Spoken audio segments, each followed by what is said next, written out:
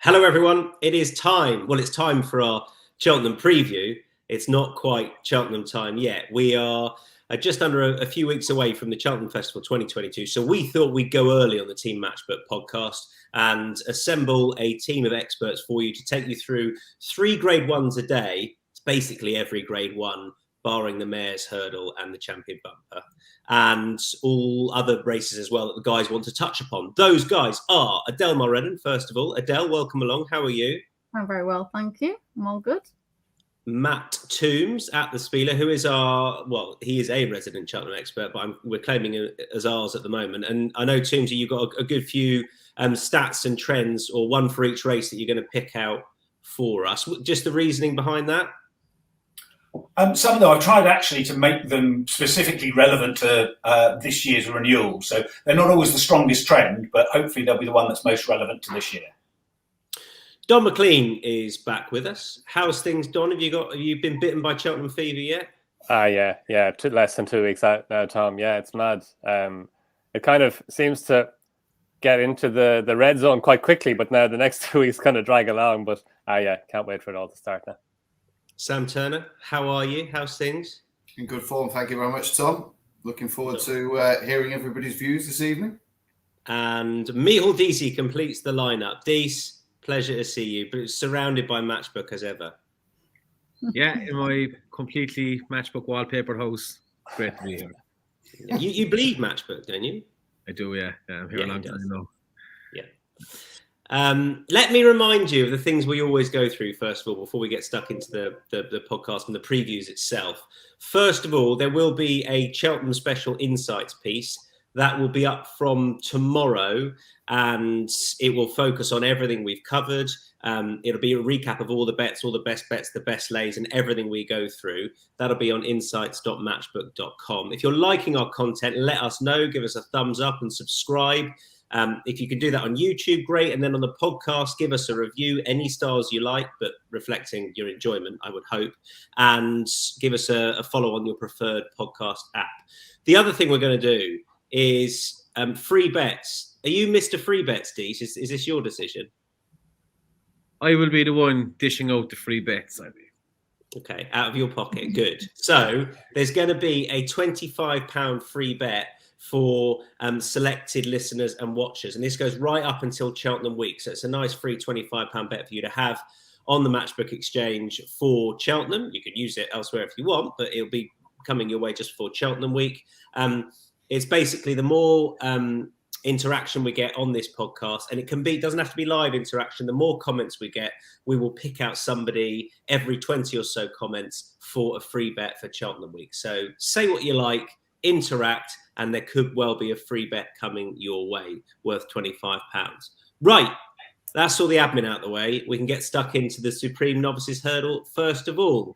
So, as mentioned, Matt's got a stat for us for each race, and we've got the markets for you as well. The market looks like this currently, and it has seen a little change recently because of Mikey Fogarty. It's his fault. Constitution Hill is 3.8. Dysart Dynamo is 5.6. John Bon, the other Mullins horse, is 6.4. And the fact that Sir Gerhard is fourth down the list, but now second in the betting, reflects that move. So 5.1. He was originally, of course, behind John Bon. 5.1 because Sir Gerhard has shortened up a bit. Kilcrut, 9.8. Then we get stuck into the bigger prices. Mighty Potter is 16.5. That's relevant. I'll tell you why shortly. So, Matt, you're going to kick off each race preview with your stat, not necessarily your tip, but the stat first of all. So take it away on this one. Your supreme stat relevant to this race is what? So this is about unbeaten hurdlers. They tend to go really hard in the Supreme. It's a test of stamina at the trip, also a test of jumping. And even with the smaller fields now, it's a tough race for novices.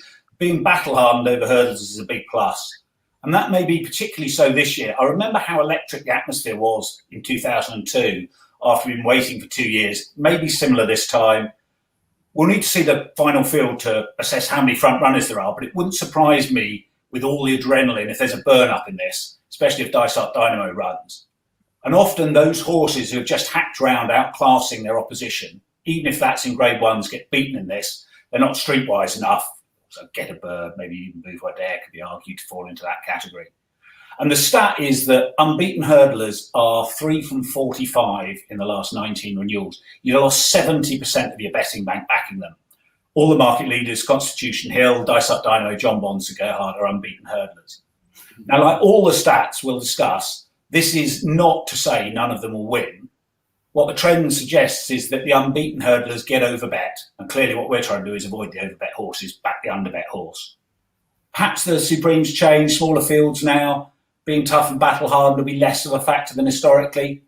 But this year, at least, I think the profile of the unbeaten hurdlers means they're still liable to be overbet. John Bond, and if he runs Dysart Dynamo, Buzzy Type's got to take the occasion. Constitution Hill needs to show he's battle-hardened enough at the business end after just a couple of hacks round. Sir Gerhard will need to jump better. So they all look cracking prospects. Any of them could win impressively, but it wouldn't surprise me if lack of being battle-hardened enough, having won their races easily, for any of them is the reason they get beaten. They could, the crowd, I mean, could well give a right old loud roar, couldn't they, off the back of no crowds at the festival last year. We'll come to your selection a little bit later on, Matt, but let's get stuck into the unbeaten hurdlers, because unsurprisingly, as I would have done if I was putting a horse up in here, that's where the selections are coming from. So Sam, first of all, Dysart Dynamo for you. How do you feel about his likely participation? Do you think he definitely goes here? Surely he does. I can't believe that a horse that's quite so free-going and exuberant would run in the Ballymore. I don't get the sense behind that. And I think if Sir Gerhard wasn't ensconced in Cheltenham, then I think he'd be an absolute certainty to be in this race, Dysart Dynamo. So I understand the motivation to split these horses up, but you're just compromising his chance of winning a race. And surely Willie just wants to win a race. I mean, you hear the quotes the other day, he's terrified of going through the meeting and not having a winner. Can't believe that's ever going to happen in my lifetime, but you never know. And I understand the fact that he is so free going, and 75,000 at Cheltenham with a big roar might get him on edge even more. Him and John Bond possibly, but I just think he's just got a bit of X factor. This lad. I agree that his hurdling could be a little bit sharper, a little bit more polished, but just the way he went through that Punchestown race, not long after the court performance, it took horses out of their comfort zone. He's going to be vulnerable late on if he doesn't settle a little bit better. But if there is a burn-up in this, and if there is one or two that are happy to go quicker than he is, then he might just get a little bit of a lead, which will be a help. Obviously, the decision of Paul Townend's, who he rides, is really going to influence the market. But I'd be amazed if he's in the Ballymore, and I'm happy to put him up in this. Yeah, I'd still be half amazed if they both line up in this, both the two Mullins hot pots, but we will see. He's got more than one, of course, at this stage in the race. Adele, next to you, because I know you're going with the unbeaten Nicky Henderson horse, well, the shorter of the two anyway. I know, I love this horse. Listen, I understand he hasn't kind of had to really battle with anything to win, but nothing has got near him. He's a lovely horse. I said on ITV, you kind of don't know what to expect from him when you see him in the parade room, because he's so laid back, and literally a kid could lead him up at the races. He's got such a great nature, but I think that plays to his strengths, because the likes of Dysart Dynamo and John Bond, who are quite revvy, and they've got to cope with the prelims there. I mean, John Bond even got sweaty at Haydock, and he literally only had to get saddled in the stable yard, walked straight into the main parade ring. He only had to trot a couple of furlongs down to the start, and he was still sweaty. So, he's got to cope with the build-up of Cheltenham. So I sidetracked him, and I just think Constitution Hill's got such a lovely mind. You can position him anywhere in the race.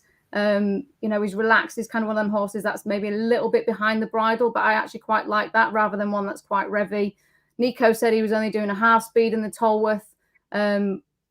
It's always been quite a good trial for the Supreme. 5 winners have come from that. So I still like him. And I think in the race, if they do go quite quick up front, then I think he'll always be there. He's got the gears to go with them. One shout for Dysart Dynamo, another for Constitution Hill. Donn and Deasy, you've sort of written the same thing. I half think it's a disgrace, Donn, to say whichever of the Mullins horses goes. But you think the winner comes from Cheltenham anyway? Yeah, but how are we supposed to know which of them is going to run if Willie Mullins doesn't know which of them is going to run? But he does know, right? He's sat there and he knows. Yeah, he knows, surely. I think he purposely doesn't decide in his own mind until he has to, which is normally, as Patrick and Ruby say, 9:59 on the day before. I hope Sir Gerhard runs here. Not only because I backed him long before Deasy Dynamo was going to become a factor in the race before that Moscow Flyer hurdle win, when before that it looked like Deasy Dynamo was going 2.5 miles and Sir Gerhard was a 2-miler.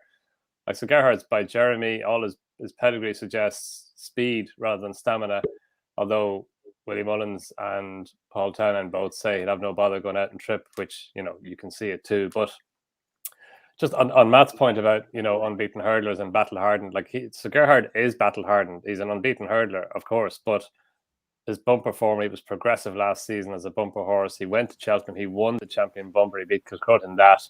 Okay, he was beaten at Punchestown, but I always think you can forgive a horse a below par run at Punchestown after a long season, and especially after winning at Cheltenham. And this season, his jumping on his first run was very good, bar I think it was the third last and the last. He got in a wee bit tight, but besides that, the jumping was very good. It probably wasn't as good last time at the Dublin Racing Festival, but he was out in front that day, and that didn't suit him. He should be better off with the lead, and especially if they do go fast, which they normally do in a Supreme, that'll suit him.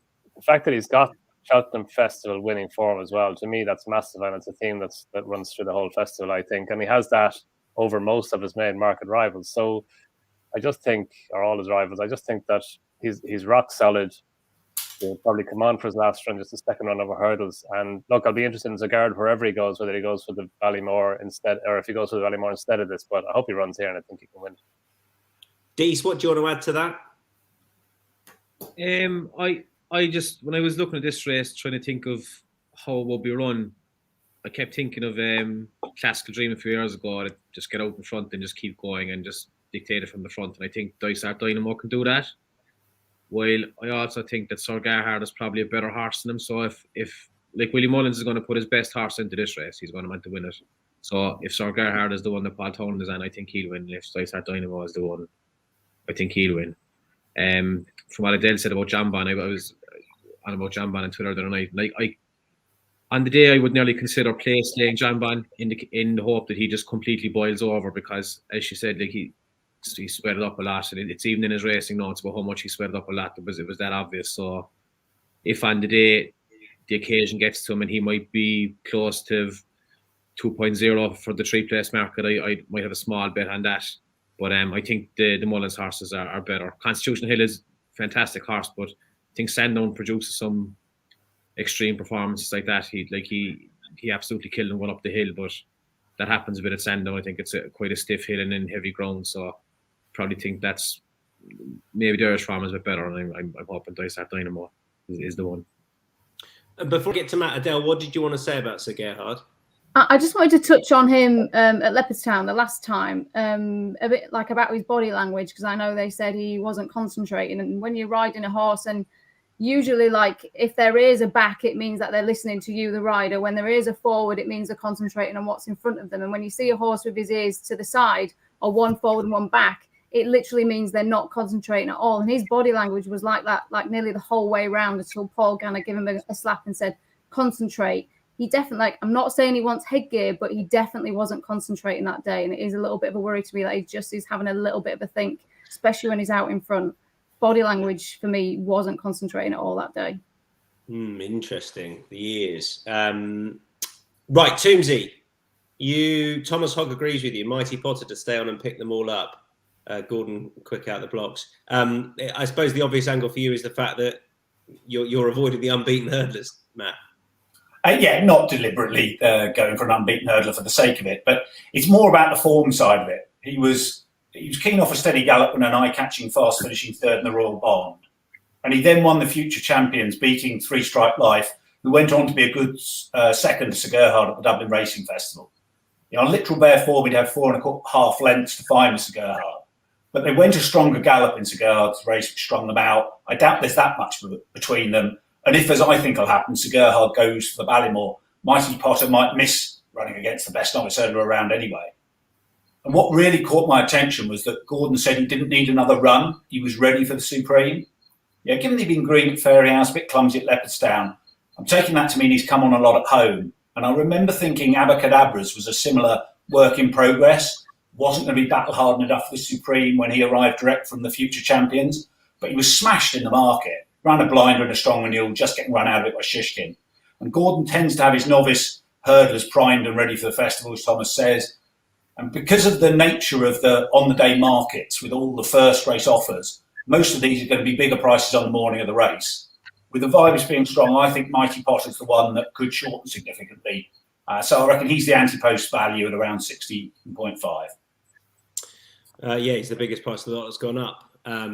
I backed Abracadabras that year and laid Shishkin on the morning of the race. That was a really shit start to the festival. Good times.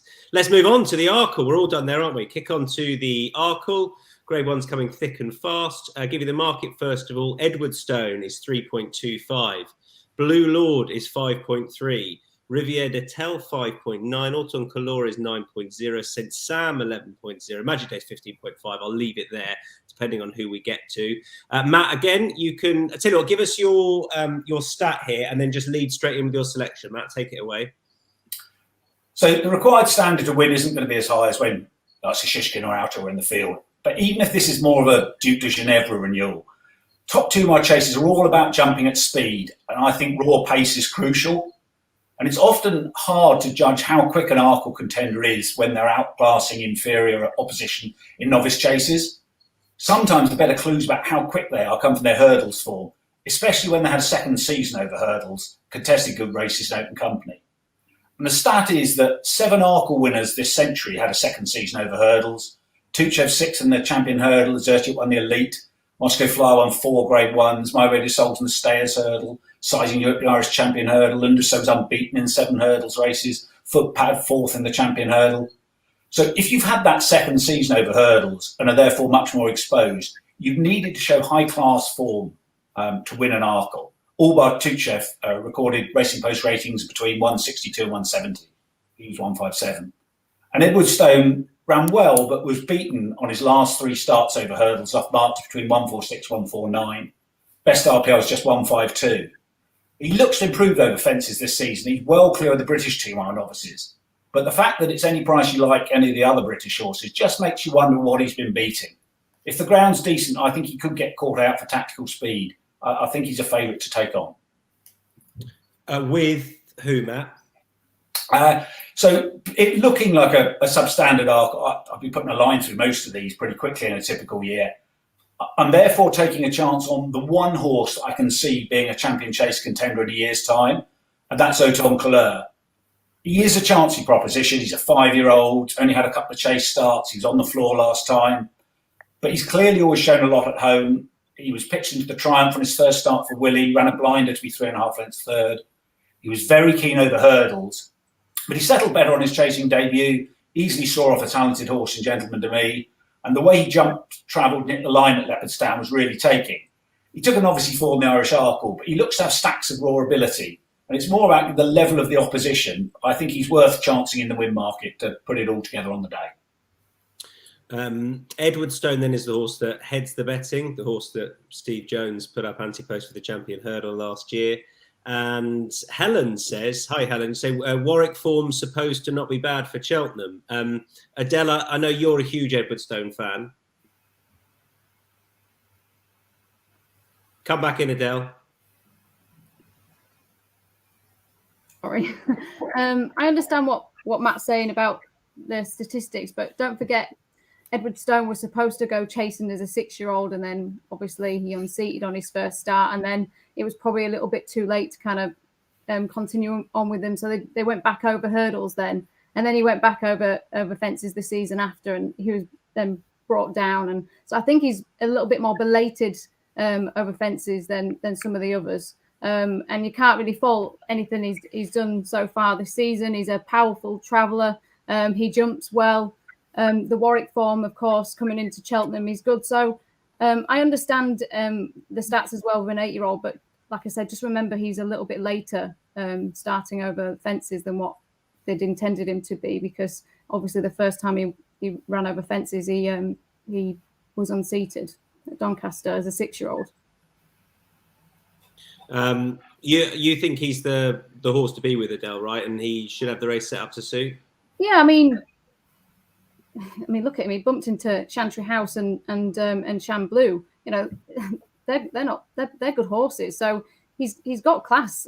There's no doubt about it. And I think he should be the head of market. I think he's the one to beat.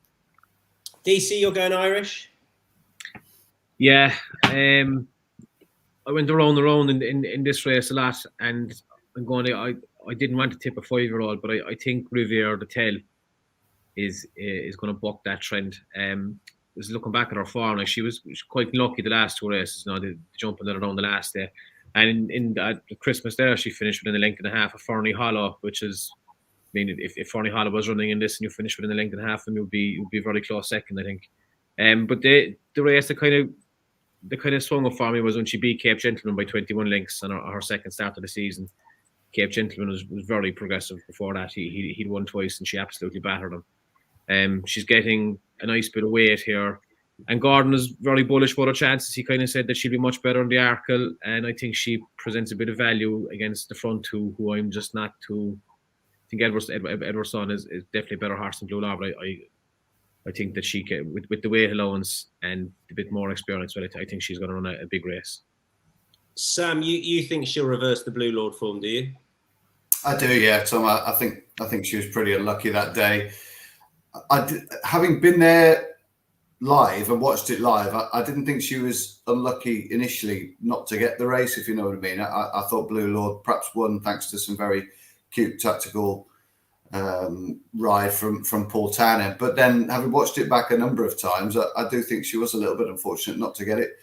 I think she's a strong stayer at 2 miles, which is what you need here. Admittedly, Edwardstone is as well. I'm not convinced about Blue Lord, personally. I think he's a bit of a bridle horse, and I think if it comes down to a real battle up the hill, providing they haven't gone to the bottom of her too soon with this mare this year, I think she's just the type of horse that's going to relish all the rigours of the Arkle. I want the strong stayer at 2 miles. Edwardstone, I'm sure Alan King, come the first day of the festival, is going to be heartily sick of hearing a stat that goes around about his record with favourites at the festival as well, which aren't particularly lucky. He'll probably be bouncing into the winner's enclosure and giving it the Ronaldo when this one gets home front. But I really respect him. I must admit, Edwardstone has always been a horse I've liked. I love the way that he jumps around Warwick. Those 7 fences in a mile puts a lot of stress and strains on a novice, and he copes with that admirably. So I don't see a lot of chinks in the armour for me. He's a strong stayer at 2, a bit like My Way to Solzen was when he won this race for the yard. So that wouldn't be an issue. I just wanted to ask Matt, really, Horton Colour, how many sort of horses that have contested the Triumph Hurdle have done well in this race, Matt, and then perhaps gone on to be champion chasers? I just can't think of. I mean, my brain's fuddled, but I can't think of that many.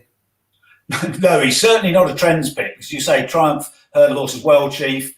But 5-year-olds, the 0 from 8 since the weight for age was abolished. The only horse to win this coming off a fall in the modern era is Moscow Flyer. So he's certainly not a trends pick. But I understand. I totally get what you say. He looks to have a bit of latent class. I'd rather have him more than St. Sam, for instance. I didn't think jumped that particularly well at Leopardstown, and everybody seems to have just swept that under the carpet and said, "Oh yeah, he'll run better." Well, I don't see that particularly. So there we go. There you go. You've just answered Rory's question pretty much. Oh right, okay. So good stuff. It's like you knew. Has Alan King had a festival winner since Uxie's on? That I'm just. I don't know if he's the last favourite, isn't he, Matt? Yeah. Anyway, hi Alan, if you're watching. Who haven't we covered? Deasy. You've gone, haven't you? Have you gone? I have. Yeah, Don, my apologies. Okay. Magic days. There's so many of us, Tom. It's hard to keep track. I like Edwardstone as a horse, but like Matt, like you wouldn't have thought earlier in the season that Edwardstone would be favourite for the Arkle. Now maybe like the Arkle doesn't have a standout performer like it has had in recent years, but just like he's 150 rated hurdler. I think he's been kind of winning small field races. He hasn't taken on the Irish yet, and I do think the Irish challenge is strong, even in the absence of Fernie Hollow. And appreciated, actually. They were, I think they were first and second favourites at the start of the season for the Arkle. More unappreciated later. But yeah, Edwardstone, I can see him winning it. But again, he's an 8-year-old. I think Sizing Europe and Moscow Flyer, they're the 2 most recent winning 8-year-olds. It tends to go for a younger, kind of more progressive horse. And like you can see him winning it, but I just think he's far too short in the face of the competition from the Irish horse Blue Lord. He would have finished second in the Supreme last year. I agree with Sam. I think Riviere de Tel would have beaten him last time at Leopardstown, and I think she'll finish in front of him. And I know the weight for age allowance that she's getting has been decreasing through the year, and now she's not getting anything. She's only getting the £7 mare's allowance, but that's significant. And the weight for age allowance, it is there, and it does decrease in value as the year goes on to allow for the 4-5-year-olds to improve. So, and chatting to Gordon Elliott during the week, he thinks that she's very good. She's got stronger as the year has gone on. So I think she can run a big race. And Sam, again, we'll come on to him later on in the turn. I would like to see him over a longer trip. I thought he did very well for all, as you said correctly. He didn't jump well the last day. He made a pretty bad mistake at the second last fence, which really should have scuppered his chance. But just watching the race again, he really stayed on well from the back of the last. And I think a step up and trip to 2.5 miles could see him improve again. He's another 5-year-old, so he's going to have to improve. But he's only had those couple of runs. And actually at Fairyhouse, when he beat the Devil's Coachman, his jumping was very, very good. It was way better than the Devil's Coachman's jumping, and that's what won him the race. He was strong in the market before that race as well. So I can see him running well wherever he goes. But I think the value of the race is Magic Days. She's just a forgotten horse. We haven't seen her since December. And the performance she put up in the Mares' Novices Hurdle last year was quite an astonishing performance, given how free she was early on. And the fact that race, as it was last year, it's a race that does go to hold up horses. And Tell Me Something Girl her stable companion came from miles back and beat her well in the end, but she kept on well to finish second. And like she said, 3 runs over fences. She was beaten at Galway by Noble Yates over 2.25 miles on soft ground at Galway. So it just got to the bottom of her stamina. Her next run at Cork was very, very good. Her jumping was great. She got out in front, got into a lovely rhythm and won well. And then last time at Cork, she was beaten by Concertista. But and Jeremy's Flame, actually, who finished second, she's enhanced the form of that race since. She's done well since. But it just wasn't her running. She never really got into a rhythm. She made 1 or 2 mistakes early on. And she can be freshened up by Henry de Bromhead and brought here fresh. And he does report her to be in good form. Then, at around 18, 19, 20.0. Yeah. I think that's a big price. She's currently 15.5. They've been nibbling away while you've been talking, Don. But 15.5. But look, with others in there, you might be able to price up a bit as we get closer. Yeah, and her style of racing as well, I think, it'll suit an Arkle. She does like to race handily, and that it's definitely not a negative for an Arkle. Right, let's kick on to the Champion Hurdle. That's us done with the first 2. Champion Hurdle-wise, don't intend to spend too long on this unless people actually make Honeysuckle an outright bet. 4 of you have gone for her. 1.78 she is. I tell you what, I haven't really made her a bet of that. Appreciate It 6.2. Tupo is 10.5. Epatante 14.0. Then we're into the bigger prices. I'm not going to read them out unless we get to them. Your stat, first of all, Matt Tombs, please. Yeah, so if you're going to use trends, it's crucial to understand when the inherent nature of a race is changing. And with so few horses coming off the flat, the best novice hurdlers going chasing the next autumn, the Champion Hurdle's a really thin division now. And that's reflected in the price of the winners and their place in the market. In the 13 renewals immediately following Isterbrack's hat-trick, 8 of the winners went off 10.0 or bigger. Fields were very competitive. Champion Hurdle tended to be run at a much quicker tempo than the trials. So the form during the season often got turned round. Now, with such a shallow division, 6 of the 7 winners have gone off from the front 2 in the market. I think it will keep being a very predictable race. And even when Henry's Yard hasn't been firing, Honeysuckle has kept on winning. It's hard to see why any of the horses she's been beating should turn the form round with her. It's one thing producing Quavalia to outclass a Modest Field in their Mayor's Hurdle, or even Penhill to win a substandard Stayers Hurdle on their seasonal debuts, but producing Appreciate It from a year off to beat a horse of Honeysuckle's quality, giving her £7, would arguably be Willie's finest training performance yet. Hats off if he can do it, but I want to see it. And as you say, I think that 1.73 is a good price for that Honeysuckle, especially with the Yard coming into better form now. And Helen makes that same performance, same comment. Sorry, she says, "I love Appreciate It. Hell of a lot of trust. How could he possibly be that price?" There you go. Right, let's run through Honeysuckle. So, Sam, do you make her a bet at that? Yeah, probably. I'm not wholly convinced by the way she hurdles yet. I know it's a bit ridiculous to say, but if you notice through her races, she's committed quite early by Rachel. I just think she just does have reservations about sometimes how she's not as slick as some of the top 2 mile hurdlers that we've seen. I'll leave it at that in the last 20, 25 years. So that would be my only criticism of her. Like Matt says, I'm happier now that there's been a couple of winners starting to emerge from the De Bromhead barn, and they're not all sort of 5 on or 4 on. There was a 22-1 winner on Sunday, which was encouraging that they're starting to crank into a little bit of form. Thankfully, it's been belated, but that's good. I know she still wins even when they're out of nick, but you do want to see that confidence behind how they're running. And I just think it's so difficult to take odds on, even though she's probably head and shoulders above everything that's in the field. It's so, if Appreciate It's not in the race, I'd probably rather take 2 on, but because he's there, and it's just the way that Mullins trains these horses that just would put the fear of God at me if I was going to take a very, very short price about Honeysuckle. As a punter, as a tipster, as a broadcaster, I'd rather just sit it out and hopefully watch a win. And, that would be a fantastic atmosphere on Tuesday afternoon. That would create a fantastic atmosphere on Tuesday afternoon. I know that's a bit of a glib comment and sitting on the fence, but she's just, I wouldn't want to lay her for sure, but I wouldn't want to back her either. It's just not the way I go about it. Adele, what would you like to add, if anything, you don't have to a Honeysuckle? Come in again. I was muted. She was my best bet last year. She's not that priced this year.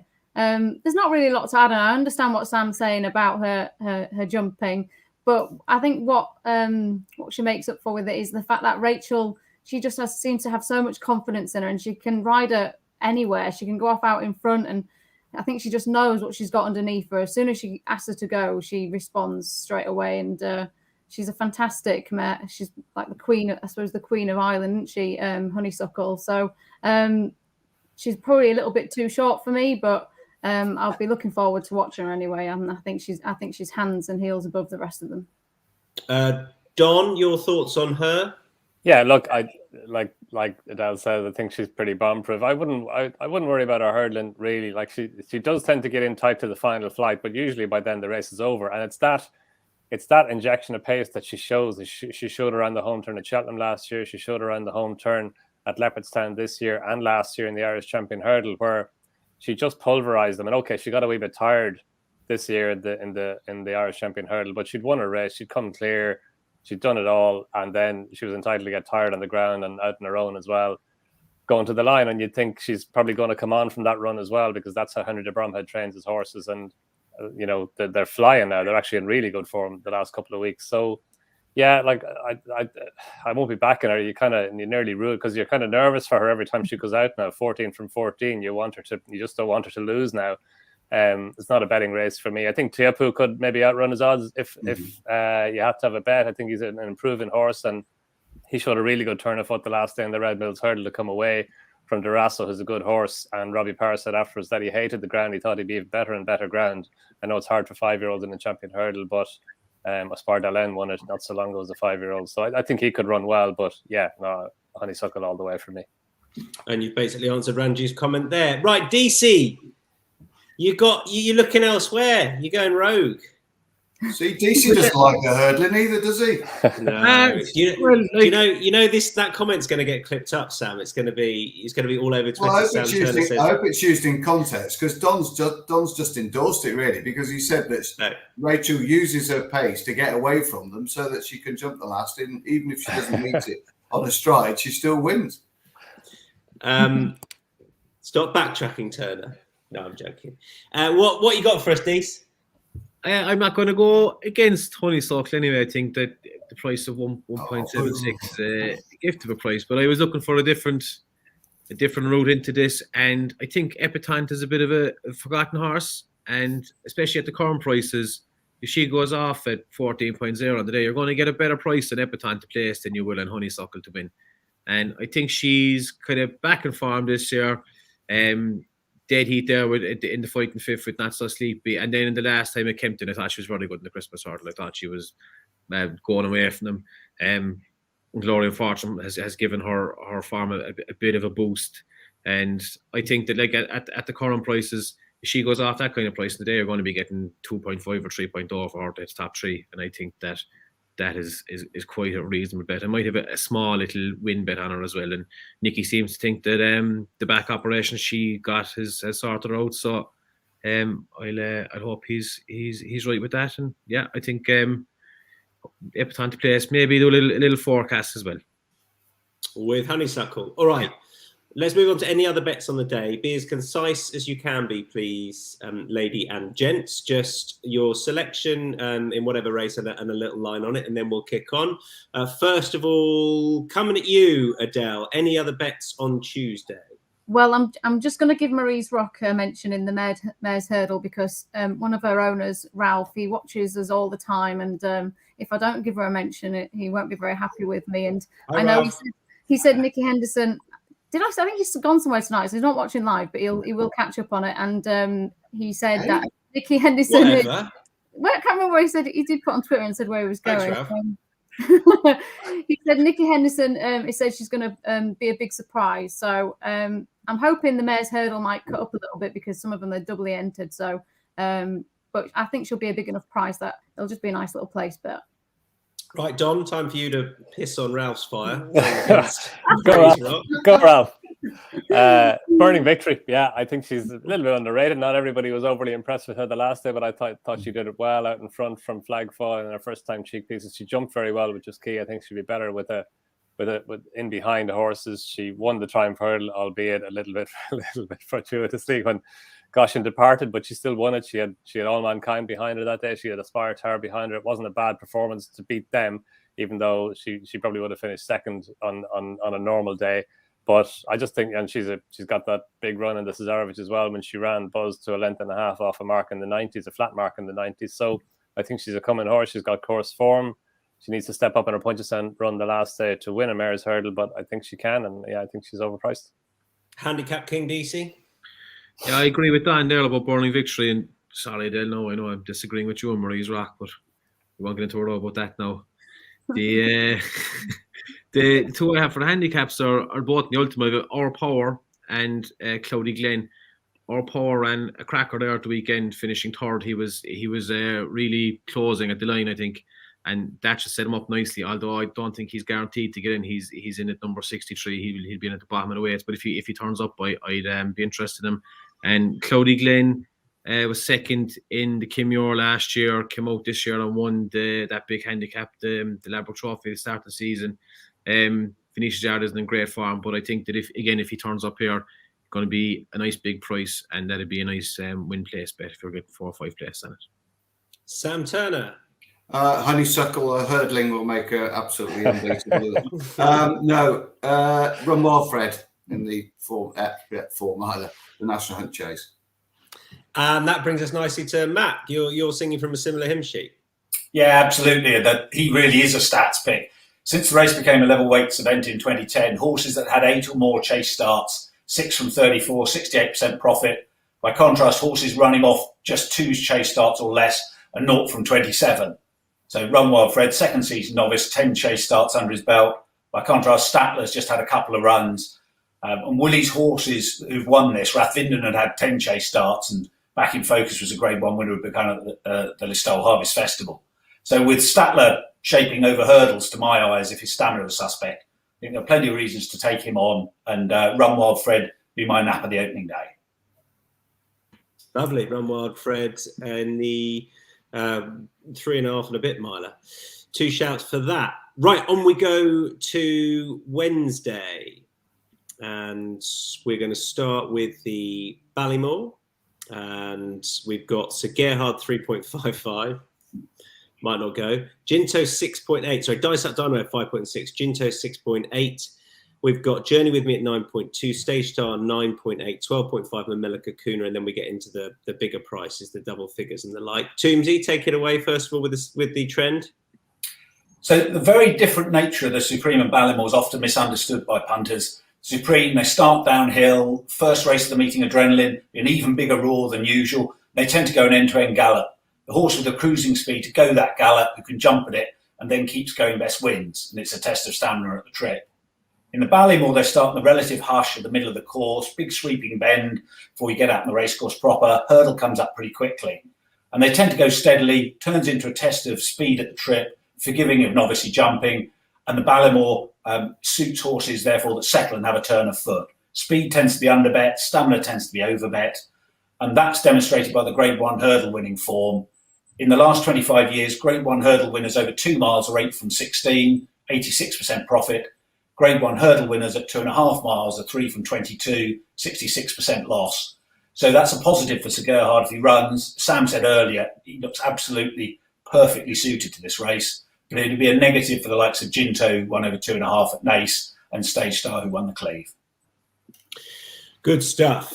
We'll come to your selection. I just want to pick up on BGGB, who says, does Nicky Henderson's form worry anyone? Dees, just picking you out in particular, have you got anything on Henderson's form? Is that it hadn't struck me necessarily? It was something that kind of caught me out the weekend, particularly with 2 horses that we were covering Kempton there last Friday, and Patroclus was tipped up, and I tipped up Fantastic Lady, and I think the same thing happened both of them, is that they travelled very well into the straight, and then they found absolutely nothing. And there was plenty of support from him, and he's only had 1 win from the last 21 runs. I know I just put up Epitant, but it is something to probably keep in mind, keep an eye on. Although if there's anyone going to get him right for Cheltenham, it'd be Nicky Henderson. But that was just struck me that they found absolutely nothing in the straight. They were both fairly well beaten in the end when they kind of approached, I think, 2 out with a winning chance, and were just ran away from him. So I don't know that anyone else pick up on that. Well, the only thing I'd say is Patroclus probably isn't very good, and he got beat by quite a good horse at Kempton. And Fantastic Lady's been pretty busy recently and had a couple of lung bursters, hasn't she? So she might just have been feeling that. That's all I'd say. I think it's very dangerous, really, to pigeonhole stables, bang out a Nick. I mean, Paul Nicholls is all of a sudden firing again. He had 2 quiet weeks. I think you could almost.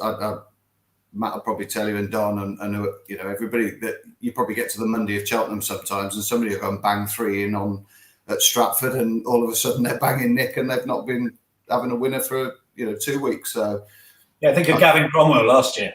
Yeah, absolutely. And it might be the same this year. We don't know yet, but some of his runners, if their legs were tied together last week. Who was the trainer that won the Kib Muir and the Gold Cup in the same year, having not had a winner for about forever and a day? Lord Windermere's. Jim Colossi. Yeah. He hadn't had a winner for... Anyway. He hadn't had one since. No, I don't think he has. Right. Donn and Deasy, you can have your own little private chat now about the Willie Mullin. A bit like the Supreme. Off you go. Take it away between the 2 of you. Can you just replay what we said about the Supreme? Exactly. The exact same. Yeah. So Gerhard, wherever he goes, I just think he's... maybe with all the kind of to-ing and fro-ing and wondering which race he's going to go for, I think he's been a little bit maybe he's not underrated here because he's favoured, but he just, to me, he's rock solid. He's got class. He's got course form. He's got, it wasn't the same razzmatazz around Cheltenham last year, but the fact that he was able to cope with the all that goes with the Cheltenham Festival, to me, was a massive positive. And I just thought, I thought he got unfairly knocked the last day. And Adele is right, like he was kind of not concentrating, but he was out in front. He made all the running the last day. He'd be much better in behind horses with a lead. And yeah, I think if he comes here, he'll take an awful lot of beating in this. And if he doesn't, Desert Dynamo, who I thought earlier before the Moscow Flyer hurdle, I thought he was the Willie Mullins Ballymore horse. And I think he'd do if Sir Gerhard goes for the Supreme. Fingers crossed. You're more Sir Gerhard for this, Dysart for the Supreme, right? Yeah, and Dan is it all covered there, and we're at 43 minutes, so we can drive out. Adele, good stuff. Adele, what are you trying to say, Dees? Adele, go on. John has made a way better argument than I ever will. Adele, if Sir Gerhard goes for the Supreme, I just want to know Iron Maximus, because I don't know where he's going to go with him. I know he's in the Coral Cup as well, isn't he? But is that what he said he's going to go with him? I think that's where he's leaning. I think the mark was sufficient to encourage him there, but it's not set in stone, I don't think. No, because I've seen different. He said he didn't know, but anyways, a horse I've got on my radar because I think he's marked up at 134, especially when you bring in his form with Hillcrest, who's rated 148. It'd just be one I would probably back it in the place market, whether it be the Ballymore or the Gold Cup. I'm not sure where he's going to go with him. Okay, Sam, you are looking a little bit more left field. That's fair to say, isn't it? Yeah, Leading Light.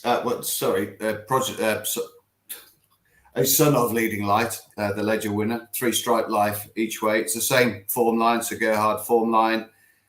Look through his pedigree. It's all sort of 2.5 mile, 3 mile hurdlers and chasers, and just wants a trip. This lad, I think he's run really well a couple of times at Leopardstown on that track, which wouldn't necessarily utilise all of his copper bottom stamina.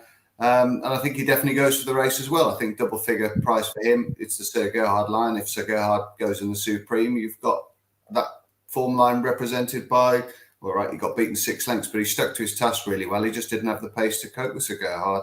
And I think he'll run well. I think he's been committed to the race as well. So my illustrious editor at Daily Mail tells me you had dinner with Gordon Elliott last night. Beautiful insight. And Matt, you have made your case really for Sir Gerhard by the trend and saying that you think he's got the perfect profile for this race. Let's kick on to the Brown Advisory, which is what it's now known as. Forever be the RSA. All 22. I'm not going to read your stat, Matt. I would have given it away. First of all, Brave Man's Game is 3.2. Galopin Des Champs 6.6. Given that he looks like he's going to go for the intermediate trip. Ahoy Signora is 7.2. L'Homme Pressé is 4.0. Interesting enough, if running Capadonna 10.0, then we'll get to the others. So this is an interesting one, Matt, the trend here. Off you go. Yeah, so with Galopin Des Champs seemingly more likely to run in the Turners, Capadano recovering from a shoulder injury and not certain to get there, this could turn into a rematch of the Courto Star. And there's a really strong trend regarding the form of that race. All 22 Courto Star winners to have run in this have been beaten, but 5 horses beaten in the Courto Star this century have won. And it's not simply the beaten horses at Kempton winning here. The last 6 times the Courto Star winner has taken on any horse they beat at Kempton, the form's been reversed. And that's because the Courto Star and Broadway are completely different tests. And I think Brave Man's Game and Ahoy Signor are the epitome of the types that win the 2 races. The Courto Star's early in a novice's career. It's a real test of jumping at speed around a sharp track, absolutely tailor-made for Brave Man's Game. And he put in a top-class novice performance to win at Kempton. The novices are at a very different stage of their career by the time they get to Cheltenham. 8 winners of this have fallen over fences, including 4 of the last 6. Lots of winners have improved their jumping hugely through the season. So the novices are much more experienced by the time they get here. And it's much more of a test of galloping and stamina. And in that sense, I think it's tailor-made for Ahoy Signor. Case made. And I think Christopher, who hasn't said anything at all on Facebook, and then joins in with this. I love this, Christopher. He says, Brave Man's Game is a flat-track bully. His finishing effort in the Ballymore last year was poor. Granted, he's improved over fences, but so has Ahoy Signor, who is a monster going left-handed, doesn't go the other way. Sort of fleshing out the point that Matt made, but loves it, singing from a similar hymn sheet. Right. Cue up then the Brave Man's Game fans. Deasy, your counter argument is? But his finishing effort in the Ballymore last year was probably because he was just watching Bob Allinger go further and further away from him, and his just heart broke. I think he's been very good this year. I think I was watching Ollie's back and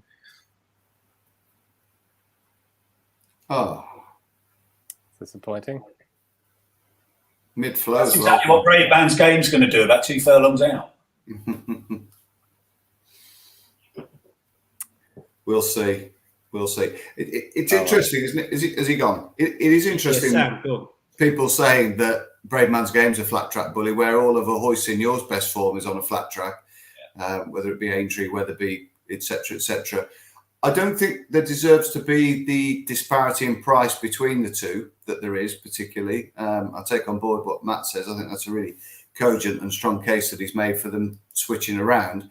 The one thing I'd say about Brave Man's Game, don't use last year's Ballymore as a stick to beat him with. That's probably an unfortunate analogy, really. But because the stable felt that he was just a little bit over the top, I think they'd overdone it with him. And I think he's had a much better preparation this year coming into this race. He's a much stronger individual, a bit more robust. and he's barely put a foot wrong. And some of the times he's been knocking out. I agree, he might not be that out-and-out grinder that you might require for this race, but he stays strongly, jumps brilliantly, and Harry's just going to be able to fill him up at every fence, just the way that he's... And on this track as well, I think, he's nimble enough to cope with all the sort of intricacies that it throws at him. So I'm still with Braveman's Game. And I suppose with Galopin and Sean looking likely to defect, it's less of a race now, isn't it? Did you have anything else you wanted to say, Dees?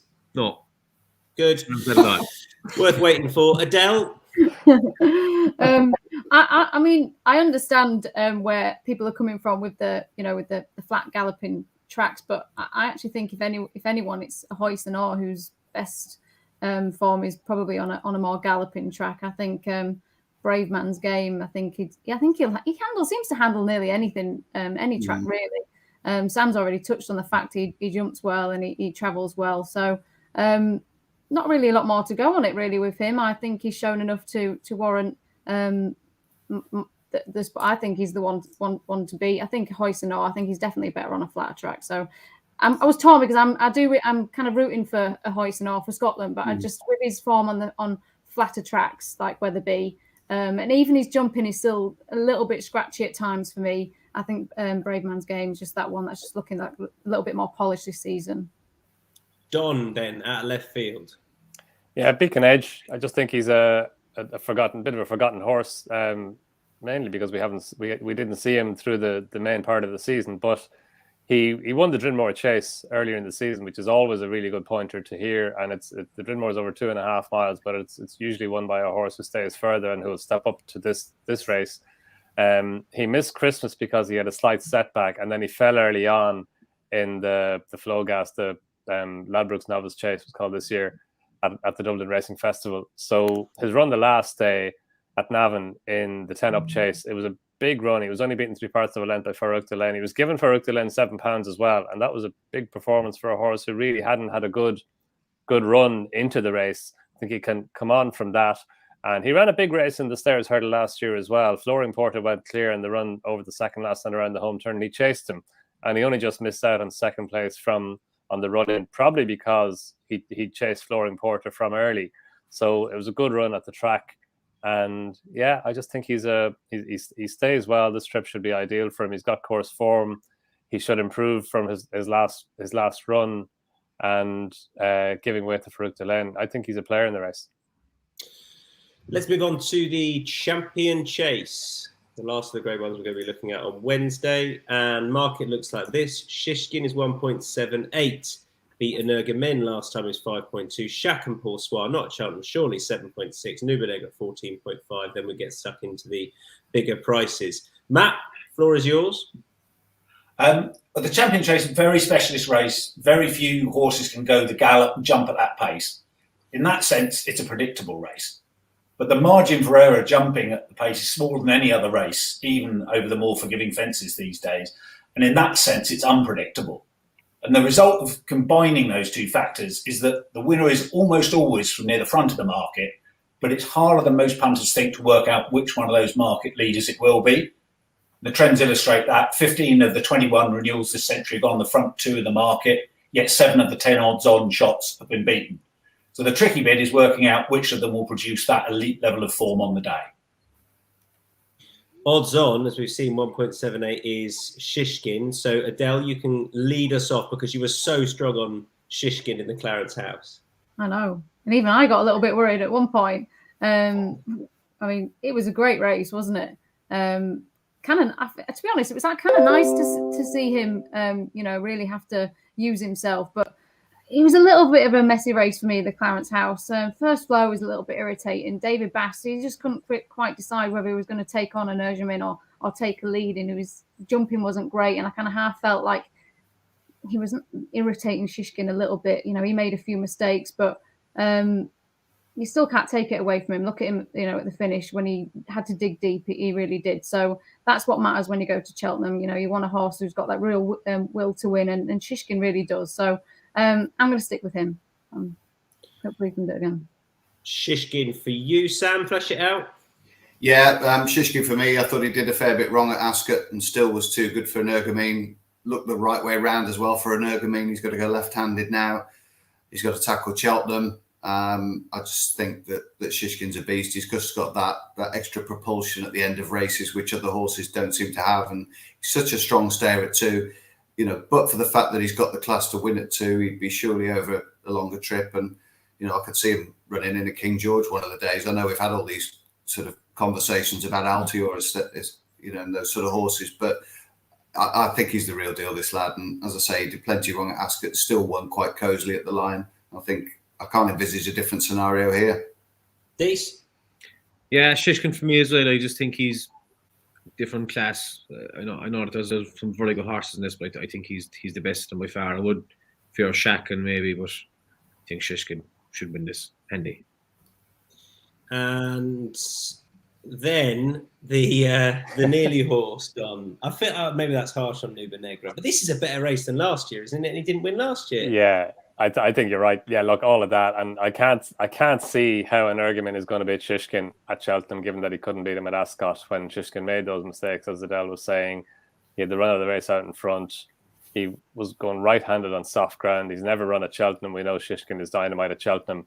So I'd be just a wee bit worried. I know Willie Mullins isn't worried about going left-handed, but I'd be a little bit worried about Energumene going left-handed. And we had this discussion before the Clarence House as well, Tom, I think, where I just think he just goes a wee bit to his right, and that's going to be could be a major negative at Cheltenham. But yeah, I think Nuba Negra is the overpriced horse in the race. He ran a hell of a race last year. If the ball had hopped a wee bit better for him, he might have won it. All his disappointing runs have been when he's gone into the race off a short break. Dan Skelton obviously has realised that, or decided that that's what he's going to do. He's been keeping him fresh since he disappointed the Tingle Creek. And yeah, I can just see him, like he's got pace. He can jump at speed as well. He wasn't beaten far in the Champion Chase last year. And I think, yeah, back at Cheltenham, if he can just sit in behind a fast pace. And look, Shishkin's going to hit that flat spot probably. We know that, but he finds lows. It's remarkable how similar to Altior he is. But I can just see Nuba Negra travelling well into the race and, yeah, going close at least. And you, Matt, think that Willie's going to work his magic, do you, with Shacken? Yeah, when we previewed it about a month ago, he was about 12.0. He's a clear bet then. He's scooted up in the Dublin Chase since. Willie's suggesting he'd be advising Paul to ride him ahead of Energumene. So he's about 7.6. Now, he's still priced as a second string, and I can't see him drifting from that sort of price much. If Paul chooses him, he's probably going to be a fair bit shorter. I think he's got excuses for his 2 runs in Britain. The unprecedentedly funereal gallop last year and this hamstring injury in the Tingle Creek. And he's a bit like Big Zeb, who flopped in the same 2 races, in that punters are dismissing him as a horse that doesn't travel or isn't suited by Cheltenham. He's got to prove he acts at Cheltenham, but I expect him to. And I think his power in the third quarter of the race could be a decisive weapon here. But whoever wins, it's a race to savour. I can't wait. That is the Champion Chase. We'll go on to any other bets. Just selections here, no following sentences if you can. So, first of all, any other bet on Wednesday, Deasy? Before midnight in the Grand Annual. See the other one? Yeah. And drop the anchor on the Coral Cup. It's drop the anchor's only entry. I thought we had last year's winner in the Grand Annual. No, Sky Pirate.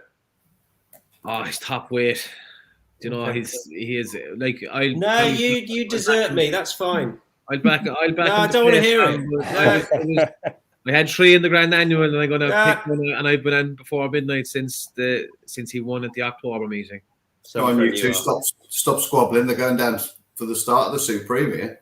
Sam, who's yours? Curse Sublime in the Grand Annual, and I'm very sweet on Drop the Anchor in the Coral Cup. Oh, another one. Don.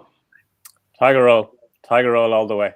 Tiger Roll all the way. Off a good handicap mark. And then retires. Yeah, exactly. Yeah. What's he set to carry, Don? I hope that's not a welfare issue for him, poor lad.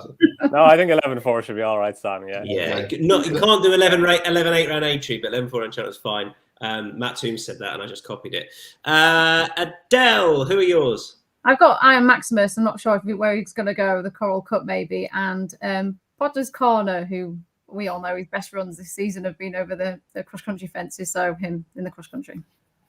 And I know, Matt, you were going to do, as Helen says, you were going to put up Morton in the cross country doesn't run. So game over, I'm afraid. For you. Move quickly on from that.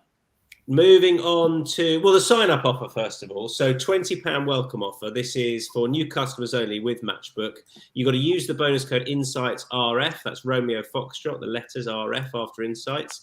It's money back as cash if your first bet loses. If that first bet does lose, you get your stake refunded as cash. The full terms and conditions are on the Matchbook website. Perfect chance or time to open up a Matchbook account because you get a £20 welcome offer, money back as cash if your first bet loses in time for the Cheltenham Festival. And on to Thursday with that. So moving on to the Turners. And the market looks like this currently. It's a ridiculous race now. Bob Ollinger is 2.46, Galopin Des Champs 2.62. Long Presse 6.6, Anton Calor is 6. Those are the ones that we're just going to focus on those because it is tight at the top. Matt, you can take it away and give your selection straight off the back of it, please. So between 1990 and 2010, only 3 Ballymore winners went chasing the following season. Since then, 7 of the 11 winners went over fences that autumn. The introduction of the Turners has given them a natural target. Yet, whilst something like the Albert Bartlett's often talked of as a good trial for the Broadway, the Ballymore doesn't seem to get the same kudos as a Turners trial. And that's despite 4 of the 8 Ballymore runners who lined up in the following season's Turners winning. And in addition, Sam Crow won 2 years after he won the Ballymore. So the sort of basic speed you need in both races tends to be an underbet factor here.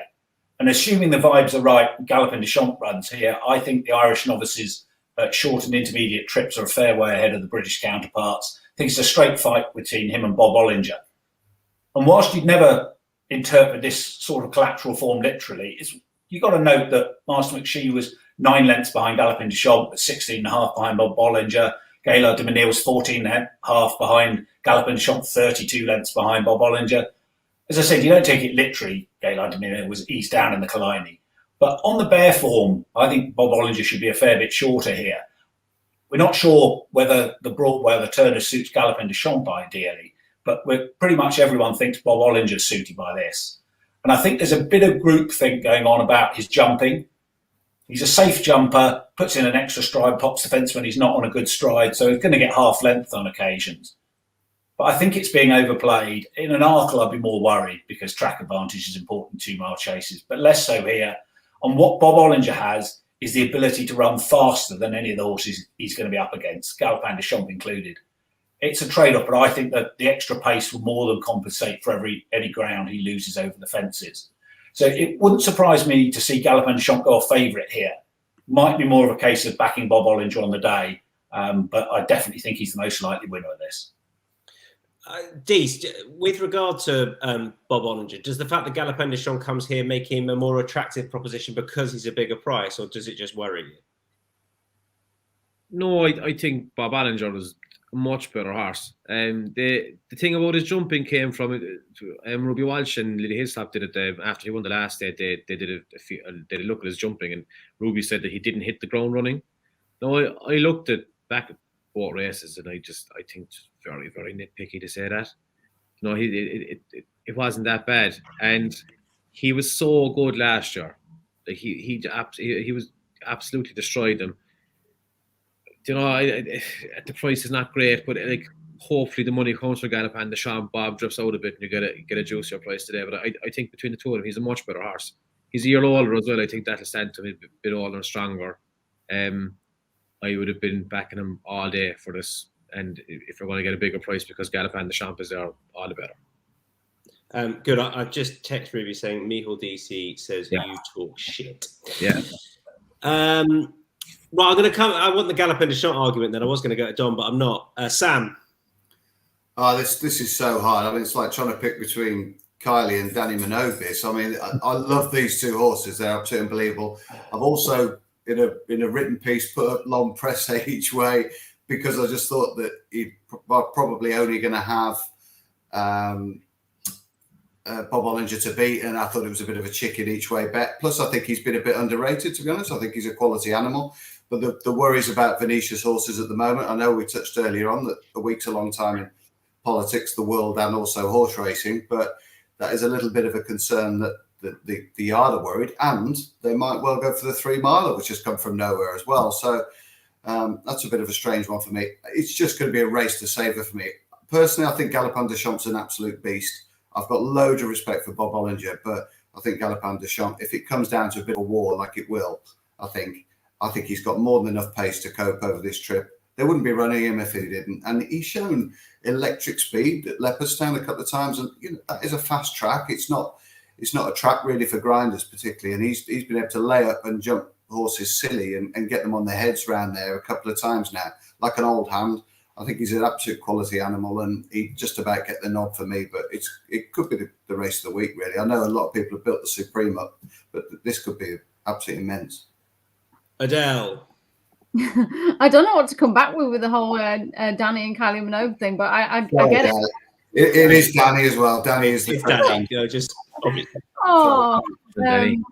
I like Kylie Minogue, but it is a difficult one. They're both very, very good horses. And that's why I was kind of nearly going to go with Le Homme Pressé, because I just thought just with the prices, really, I thought he was a little bit more attractive, and the fact that he's probably got a bit more jumping experience now than Bob Olinger and Galopin Des Champs, but he's a real beast. So I'm going to go with him. I'm hoping. I mean, I was looking at the jumping and I was thinking, they both have made obviously mistakes, and they're open to do so. They're only ran twice over fences, so. But it's just the way he gallops this horse, and he looks like he's got serious gears, and I like the way he uses them. So I'm going to go with him. I was going to toy with Le Homme Pressé, but I don't know where she's going to go. Is she going to go for the Browns advisory with him? I'm not quite sure. But I think Galopin Des Champs has showed enough to show that he's the real deal. Curveball McClean. Go on then. Well, look, I'm with Sam on this. I think this is the matchup of the week, isn't it? It was Shishkin and Erguin, but we know Shishkin beat him at Ascot. But if this happens, it's the two most high profile novices of the season probably taking each other on over the intermediate trip. But we're not certain Galopin Des Champs is definitely going here. I mean, Willie has said that probably that's the way he seems to be leaning. But as we know, Willie Mullins, until declarations are in, we don't know that he's going to run here. If he does run here, it's going to be a hell of a race. Galopin Des Champs, the Turners is it's just short of 2.5 miles, and the Flowgas chase that he won at Leopardstown is 2 miles 5.5 furlongs. So it is a fair drop down in trip. I mean, it's not that much more of a step up to go for the Brown Advisory than it is a drop down to go for the Turners. And he is a Grade 1 winner over hurdles over 3 miles. So it's an interesting take, Willie Mullins, in terms of his pace, and his jumping is just superb. He's an unbelievable jumper. He's up there with Brave Man's Game in my book as a jumper, his fluency over his fences and his ability to go long or go short. But Bob Olinger, I think this is a specialist trip. He was brilliant in the Ballymore last year over course and distance. Over the 2.5 miles over hurdles. And I know about his jumping, and the lads have covered it, but I just think he's got that engine, and I think he should be favourite at this trip in front of Galopin Des Champs. But it's a marginal call for me. But yeah, look, Sam was the horse I was interested in if it wasn't taking on the two of the best novices in the country. I just thought that Sam has run the last day, as I mentioned earlier in the context of the Arkle, that he stayed on really well. He's bred for further than 2 miles as well. His jumping on his chasing debut at Fairyhouse was very, very good. And while he made that mistake at the second last time, I thought the fact that he made the mistake and was able to get back as close as he got to Blue Lord and Riviere de Tel, I thought that was big time in his favour. And he's got course form as well. He finished second in the Fred Winter last year. So I thought he was interesting at a price if Galopin Des Champs goes for the other race. But I think Saint-Sam was probably more likely to go for the Arkle anyway. So it might be all a moot point. But I think if Saint-Sam is an interesting horse wherever he goes, and he just might be underrated. Come back in, Sam. Just a quick point on this. I mean, Willie Mullins is on record as always saying he wants to have his horses in the races where his horse might well be favourite. So it's astonishing, really, that he wants to line up in this and almost go for a harder race rather than take on sort of the British in the Brown Advisory. He wants to take on a main Irish novice in this race. And I wonder whether that's because of that Punchestown Kildare race where he trained the second and third, obviously Capodanno and Gillard de Menil. And maybe he's just got a feeling about that race, and maybe he feels that Galopin des Champs is like light years ahead of those two, and that's why he's happy to have a go at him. Interesting. Who knows? Matt, did you have a very quick point on that? I don't think so. On Willie Mullins running horses in which race this horse is going to go for? Yeah, a little bit about Paul Townend point to something. Willie said he wanted to chat to Paul about Galopin des Champs. If I was Paul, I would be saying run Galopin des Champs in the 3-miler because then I've got a good ride in every race. Otherwise, even if Capodanno gets here, that's what Manus horse, he won't get on that. He's going to be on one of the outsiders. And as Don said, Sam might well benefit from a step up in trip into the Turners, and he'd have Blue Lord or Auton Couleur in the Arkle. So then he'd have 3 really good chances in the Grade 1 novice chases. So it might be that Willie will want to keep Paul happy. It might be that Paul will be leaning on him. But I don't think it's certain Galopin des Champs goes here. Odds on, but far from certain, I'd say. Let's move on. As I tell you that Helen says, so L'Empressé is Natalie Imbruglia. Good question. And Davey. Oh, wow. Says, now we're on a different level there. Yeah. And she wins. And then Davey says L'Empressé is Susan Boyle. I don't know where you're getting that, Davey. Right. Allaho is 1.77 for the Ryanair. Shamblu is 9.8. 14 Eldorado Allen. Janadil and Conflated are both 15.5. Interesting renewal of the Ryanair, but surely last year's winner isn't going to get beaten. Matt, tell us more. Absolutely. 2 simple stats to combine concerning predictableness and tactics that point very strongly to him. It's a very predictable race. 11 of the 14 winners as a Grade 1 have come from the front 2 in the SP market. And tactics, 9 of the 14 Grade 1 renewals have been won by horses making all or most of the running. So these intermediate trip chases, especially on the new course, favour the horses ridden prominently. History suggests you're looking for a front runner that's going to go off at or close to the front of the market. So it doesn't take a rocket scientist to work out who that is. Go on, Dees. You come in first of all, and I think Sam's going to sing from a similar hymn sheet as well. Allaho will win by a couple of lengths, and Janadil will come second. Done. What? Why is Alan? Gillard there in the comments looking for a without bet, so Janadil for the without market. I think Janadil is a real Ryanair horse. He's not good enough for 3 miles and not fast enough for 2 miles. And he finished within 2 lengths of Allaho and his season debut at Punchestown. So if he can repeat that, he'll be second the Ryanair. And Rory makes a good Rory Gillard saying we want a without bet, and that's the point. Matchbook will have for all those short price races or short price favourites. There will be a without market. So Deasy saying Allaho wins Janadil in the without market. Sam, who are you with? Allaho. Simple. Matt, do you want to add anything to Allaho? Not just that. I think he's last year. It looked a really good renewal, and he went off really quickly. It was a savage performance. This year, they know how good he is. So I don't think that they're going to go that quickly this year and risk putting him on the floor. I think they'll just ride him like the best horse in the race, and he'll win. Adele, interesting selection here. I think. Are we certain this horse is likely to head here? I'm not quite sure. Is has he said anything else about? No, I haven't seen. Genuinely, this is Shamblu. If anybody's got any information, yeah, he's going. Definitely going. Perfect. I thought he's very bullish on this horse, and Dan. That's why I was a bit worried there. I thought, have I missed something? My bad. Sorry. I've spoken to him a couple of times about Shamblu. Obviously, just kind of seeing how he's been going at home when I've seen him at Wetherby, Dan, and he's so bullish on this horse. You know, he says he's a real Grade 1 performer. He obviously fell in the Charlie Hall, which was his first start back, and he was probably going to win that by 20 lengths. The form from that probably isn't the strongest. I know Topville Ben has won a Grade 2 over hurdles.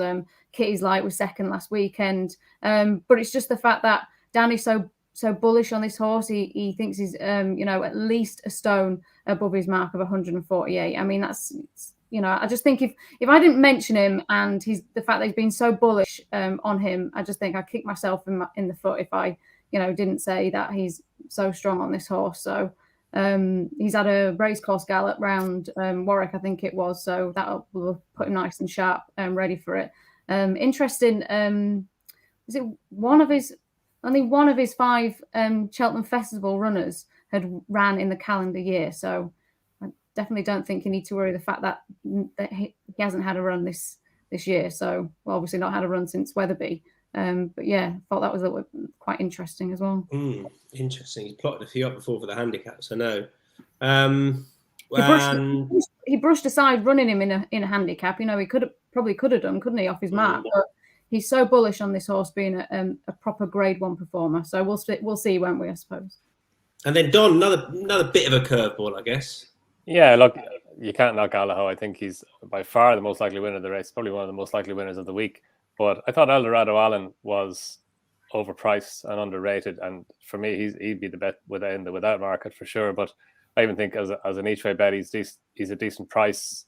He always shaped as if he would be better over further than 2 miles. He ran really well in the Holland Gold Cup at the start of the season. He won that well, and then in the Peterborough Chase, he made a mistake at the wrong time of the race, at the 4th last or the 5th last, I think, and then stayed on to finish 3rd. Then last time in the Denman Chase, he was very good, and I know that was over further. It was over nearly 3 miles, but he stayed on well. He beat Royal Pagal, which was a good performance, albeit on ground that's probably better than Royal Pagal's Optimum, but it was a good performance. And he wasn't in the Gold Cup. It would have cost 30 grand to put him in it. But I think that this is the right race for him anyway. I think the Tizard's confirmed today that he's definitely going for this race. Stiff 2.5 miles over at a track at which he's got good form in the past. He finished 2nd in the Arkle last year. And he won the Grade 2 Novices Chase at the November meeting, I think, a couple of seasons ago. So I think he's got plenty in his favour. He goes into the race in good form. The Tizard horses are in good form. And yeah, I think he could be the one to get closest to Allaho. Just seeing as well that Harriet Graham has confirmed that I Wright's going to go for the Gold Cup, in case that interests anyone, instead of the Sam and Deasy shaking their heads. Pointless? Baffling. Had a right good chance in the Ultima. Horses that go back to the Ultima after running well in it previous years have got a good record. Good run behind Chantry House. Madness. Fair play for having a goal, but yeah. Look, hi, Harriet, if you're watching. They pay the money. Stayers Hurdle, and betting for this as follows. Last year's winner 4.7, Time Hill is 5.8, Classical Dream is 6.0, Champ 7.0, Paisley Park is 9.6. I'll come to the bigger prices if we get there. Matt Toombs. Unusually, the established performers have all been beating each other. That's not the norm. The last 10 winners who'd run in a hurdle race around 3 miles in these islands during the season, 7 were unbeaten. It's a division where the form has tended to get repeated. And of the 5 season 3 mile hurdlers you mentioned at the front of the market, it wouldn't surprise me if any of them won or were out with the washing. So I'm therefore looking for the other type of winner you get for Stayers Hurdle, the classy graded conditions hurdler at 2.5 miles, stepping up to 3 miles for the first time, the Bacchanal, English Dreamer, Soul Whitmore, that, if you exclude the American form, Nichols Canyon. The stat is that the class acts, so on the day, not anti-post, but on the day going off a single figure SP, stepping up from intermediate trips for the first time, are 4 from 7 this century. Interesting. When I read that stat, I was trying to think of who fits that bill. We'll come to that. Donn, you are having thrown out loads of curveballs. You're looking at the top of the market here. Well, you try and take on the favourites generally. That's my default position or the starting point. But Flooring Porter, I think he's an underrated favourite. He won the race last year doing handsprings. Really, he won with tons in hand, and I'm not sure that he was a beaten horse at Navan on his debut this season when in the race that Durasso won when he fell at the second last. And then last time, sure, there's been so much talked and written about the race the last day. It was such a bizarre start to the race, even to the point where Danny Mullins even looking over at the starter going, what just happened? He just couldn't get into his rhythm out in front. Classical Dream, I'm not sure it was Paul Townend's intention to lead, but that's where he found himself given the flying start that he got, and he made the most of it. But Flooring Porter was only beaten by 2 lengths, given that he gave away more than that at the start. I think I'd be surprised if that happens again. And Classical Dream has since disappointed in the Galmoy hurdle at Goran Park. Flooring Porter has been kept fresh by Gavin Cromwell to go to the race, a fresh horse. And yeah, I think he's the right favourite. I think he's the most likely winner. Flooring Porter for you.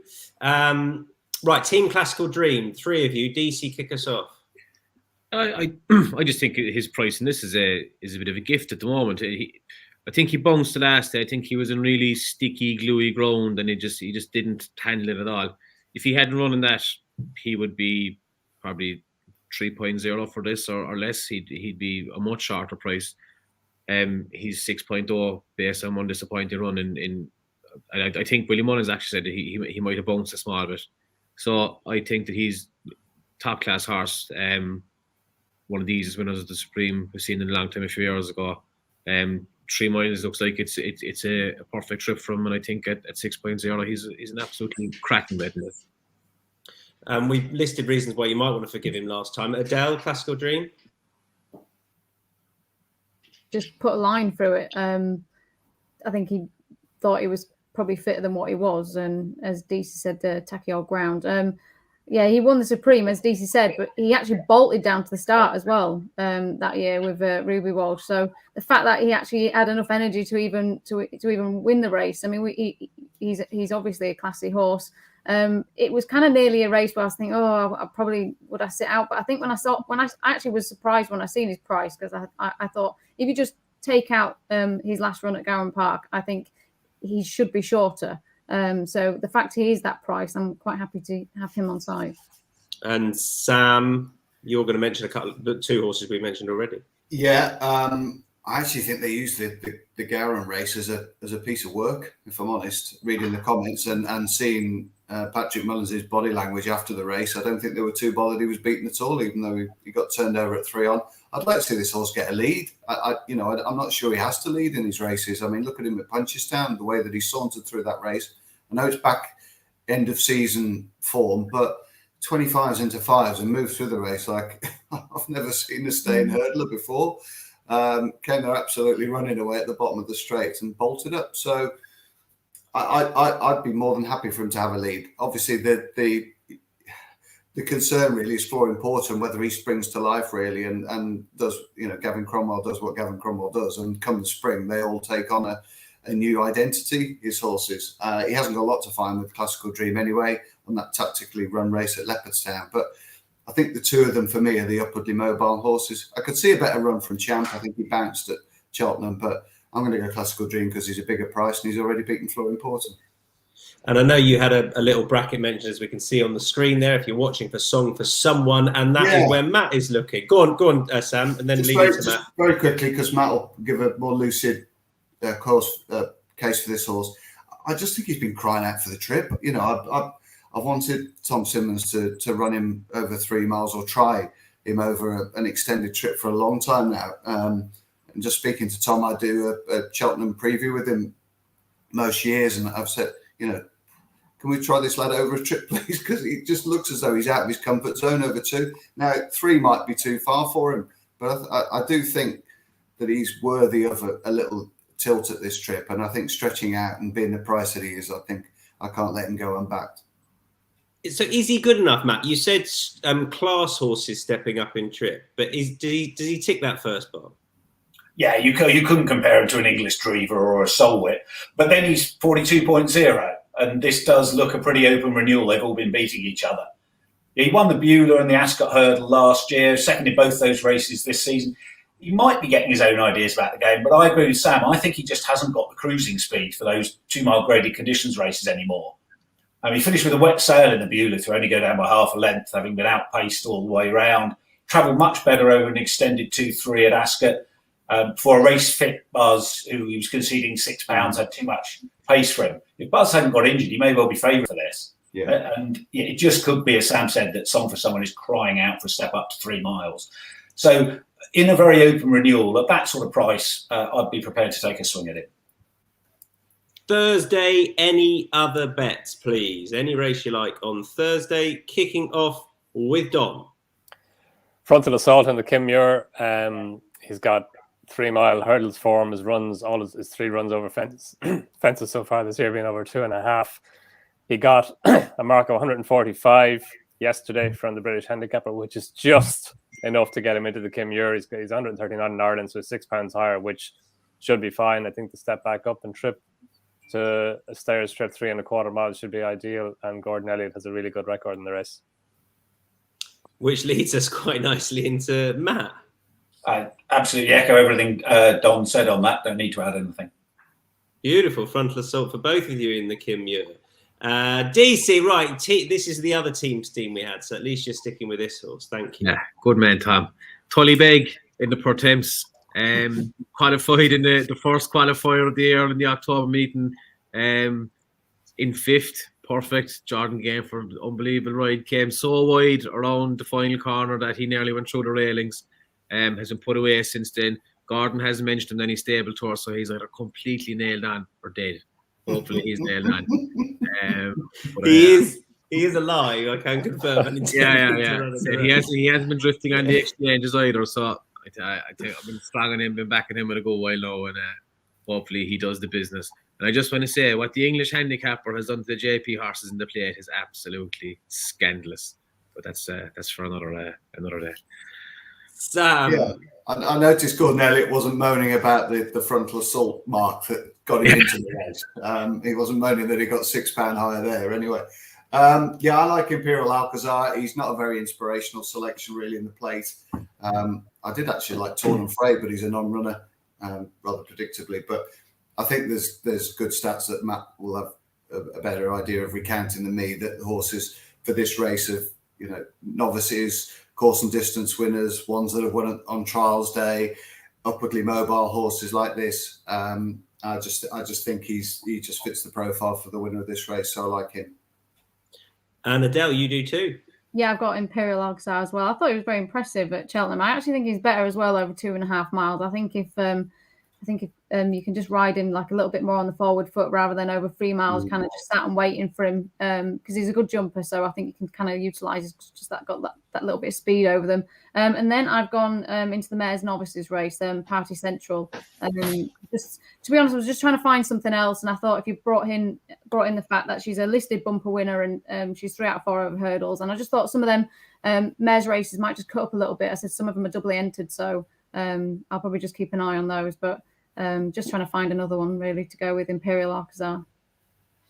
Thanks for all your comments that are coming in. We've had plenty. Belly says, let's go John Bon. Peter's got 7 for the Kim Muir. Elliot says Panda Boy, progressive 6-year-old, winner of the famous Leopardstown per temps qualifier. Peter's punt says Dash Shonter in the plate. Sorry about that. And those comments can mean that you could racist. You could be in line. The shunter in the plate. You like that, didn't you? Stop digging. Sorry. There you go. Well, I forgot what I was going to say. Oh, yeah. Make sure you get your comments in, and that is your chance to win a £25 free bet. You just need to comment your festival nap, and you can do that after the video has gone out, whenever you like, up until the start of Cheltenham Week, and someone within each 20 comments will win a £25 free bet. If you're listening along or watching along, just give us a thumbs up, because that is beneficial to us, and give us a follow as well. Paul Nichols, thumbs up. Nichols, thumbs up. And give us a follow as well, because it makes it easier for you to listen whenever you like, and that's to all the sports as well. We're on to Friday. I said an hour and a half for the first 3 days, remember. The Triumph, Vauban is 3.52, Pied Piper is 3.8, Fedor is 9.2. It's ridiculously good renewal, isn't it? Right. If they all line up, which they're looking as though they're going to, but we'll see. So first of all, I think this is an interesting stat, Matt, because it relates to a couple of the horses in the race. Yeah, hopefully. And how horses progress through the season is important in all festival races, but it's crucial in the Triumph. Juveniles can improve out of all recognition or regress during the season as they develop physically. And as a rough rule of thumb, I'm keener on 4-year-old juvenile form than 3-year-old form. I think last year, Zanahiyr looked brilliant at Fairyhouse in November, never really repeated the form. The trend is that unbeaten hurdlers that have won a graded hurdle since the turn of the year are 8 from 21 since the Fred Winter was introduced in 2005. Good profits on that, 148%. And there are a few in there that fit that bill. Perhaps the least sexy of them in some ways is Night Salute. But what a season Milton Harris is having. Adele, you're a fan? Yeah, why not? This horse has got such a will to win. I mean, even at Doncaster when he beat Porticello, I was thinking, does he still have a little bit up his sleeve, this horse? And he did, which he showed at Kempton in the Adonis. And I was watching it thinking, oh my gosh, Paddy's gone way too soon on this horse. But he was just, his interview afterwards, and he said, if you're going to go into the Triumph Hurdle, then you've got to ask questions in their prep races, and he did. He literally put the gun to his head to just see what he had left, and he still had plenty there, and he doesn't get very high over his hurdles. He's kind of he doesn't jump that high, but I love this horse's attitude. He's like a little terrier. He's not the biggest, and Milton Harris is such a character. And when you hear about him, like how he's had no background in racing, was he on the cruise ships or something? He was. Yeah. Oh no, I think it was. That's where he got the family money from. Oh, was it? Anyway. And who was it? Belinda Carlisle. Was it? He was in a relationship with her. So he has got an interesting backstory. I don't even know. I thought. I think. Danny. I wouldn't be training horses if I could have got my hands on Belinda Carlisle. I'll tell you that. That's his first mistake. I just love the whole story around this horse, and Paddy. I like Paddy Brennan as well, so I'd love to see this horse win. I really would, and I think he showed enough at Kempton to warrant his place in the race. So I won't be shouting to Paddy, "Oh no, sit!" I'll be going, "Kick, go!" So I still think he's got a bit up his sleeve, this horse. Yeah, he's just not the Irish are the talking horses, aren't they? That's the thing. Right, Matt, Pied Piper backs up what we're seeing scrolling along the bottom of our screen. Yeah, and I wouldn't be focusing on the literal lines of form here, trying to compare the Adonis with the Finesse. Pied Piper one hard held. I think the Irish juveniles may be a fair bit ahead of the British ones. I think Pied Piper should be favourite. Yeah, he beat Vauban on their debuts at Punchestown on New Year's Eve. The runner-up had to switch, but the winner was far too keen early on. In a fast-run race, he settled better. I could see him increasing his superiority. I think Vauban's favourite based on Willie's bullishness and the fact that Gordon thought Phil Dorr was better than Pied Piper. So at the prices, I'd rather be with the form, so Pied Piper to confirm that Punchestown running rather than with the hype. See, I feel like, Sam, people see it that Vauban is just going to reverse that form now with Pied Piper. Yeah, so they should. He will. Did everything wrong in the spring juvenile, still hacked up. Quality horse, stepped forward markedly from that Punchestown performance. Didn't jump either the last two particularly fluently, got crossed on the run-in. I think he's a much better horse. I do really respect Pied Piper. He just reminds me a little bit of Arkle, the way that he sort of just leapt round Cheltenham and bolted up. But that race, he was beating up British novices. I mean, ECO's fallen out the back of the telly again at Kempton. I'm just worried about our horses. I don't think they're strong enough. I really respect Night Salute and Porticello, but they're not in the same league for me as the Irish three. Phil Dorr could run better. The long grind from 2 out to 1 out will suit him. But I just think Vauban's just got a lot of ability. If I'm looking at this field thinking, are any of these going to make up into champion hurdle horses? I'm thinking Pied Piper and Vauban all day long. And I think Vauban can go past Pied Piper form-wise. So, yeah, I've got to stay loyal to him. I think he's a quality animal. And Don, again, look, you're staying away from the battle at the top. Yeah, look, it's a hell of a race, this, and there's so many unknowns going into the race. Like Pied Piper obviously improved from that run at Punchestown when he beat Vauban, when he won the Finesse, but Vauban then showed similar improvement to win the Leopardstown race. And as Sam said, he was free and keen through the whole race, like watching the race live, and he was weak in the market beforehand as well. Mm-hmm. Watching it live, I didn't think he'd get home, but he showed a really good turn of foot to beat Phil Dorr. And interesting that Pied Piper and Phil Dorr, they're both Caldwell Construction, Gordon Elliott horses. There was the option to run one of them in the Supreme, but they've got Mighty Potter in the Supreme, and he could have gone to the Ballymore. But obviously, back to Mighty Potter, you know, he is an interesting horse, and they're obviously happy to rely on him in the Supreme. So that's interesting. But yeah, I thought Cara Lane would be a player in the race, but he disappointed in the spring hurdle, and I thought he was gone from the Triumph Hurdle picture. Then he bounced back at Ferryhouse there on Saturday. And he was good. He was very good in winning it. I know it was only a grade 3, but he did it really well. So he might be back in the Triumph Hurdle picture. And that spring juvenile hurdle at Leopardstown, it is a very good pointer to the Triumph. And it's not just the winners who can come and win the Triumph Hurdle, we've seen on a couple of occasions in the past. But Il Était Temps, I just thought his run in that race was a hell of a run. It was his first run for Willie Mullins, his first run in Ireland. His 2 runs in France in bumpers were over 1.5 miles. It was his first time over 2 miles, and he hadn't run since the previous May. And he was keen through the early stages of the race. He wasn't fluent over his hurdles, and he finished off his race well to take 3rd place. Okay, he was beaten 6 lengths by Vauban in the end, but you just don't know about how much he's going to improve from that run. And I think he's an interesting horse at a bit of a price going into the Triumph. Yeah. I'm just trying to dig out that price for you now. I'll give it to you. We're going to move on to the Albert Bartlett and give you the market first of all for the Albert Bartlett. Everyone's gone there, haven't they? Yeah, Deasy, you're a no bet in the Triumph Hurdle. I tell you, before we do the market for the Albert Bartlett, what is your stat, Matt, first of all? There's a lot of chat about the Albert Bartlett changing, better horses running, no longer a lottery for battle-hardened grinders. I'm not sure that's true. Last year's renewal was the weakest for some years, and the only horses that were winning this off 2 or 3 runs, Gold Cup winners like Minella Indo or Bobsworth. It may be that sheer weight of numbers of lightly raced hurdlers will make them win more renewals given modern training methods, but I'm still expecting the tough grizzled hurdlers with loads of experience to be under bet. And it's a race I tend to bet post-declaration rather than anti-post because historically the winners haven't shortened. If anything, they've been bigger post-declaration. Given how unpredictable it is, I like to back a couple at double-figure prices in the win market. So whilst I'll be waiting until nearer the day, if you want a couple for the notebook, big prices, one who's far from a certain runner but will be the classic sort to back at a big price if he is declared, is Grand Jury.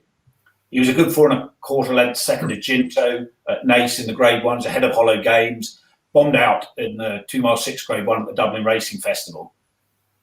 Plenty of Henry's horses have been under the weather, so a bit like Vanillier last year, Grand Jury could easily bounce back now. Henry's horses are running in a better form. He said whether he runs depends on whether he sparkles at home, so he's one to follow the vibes about.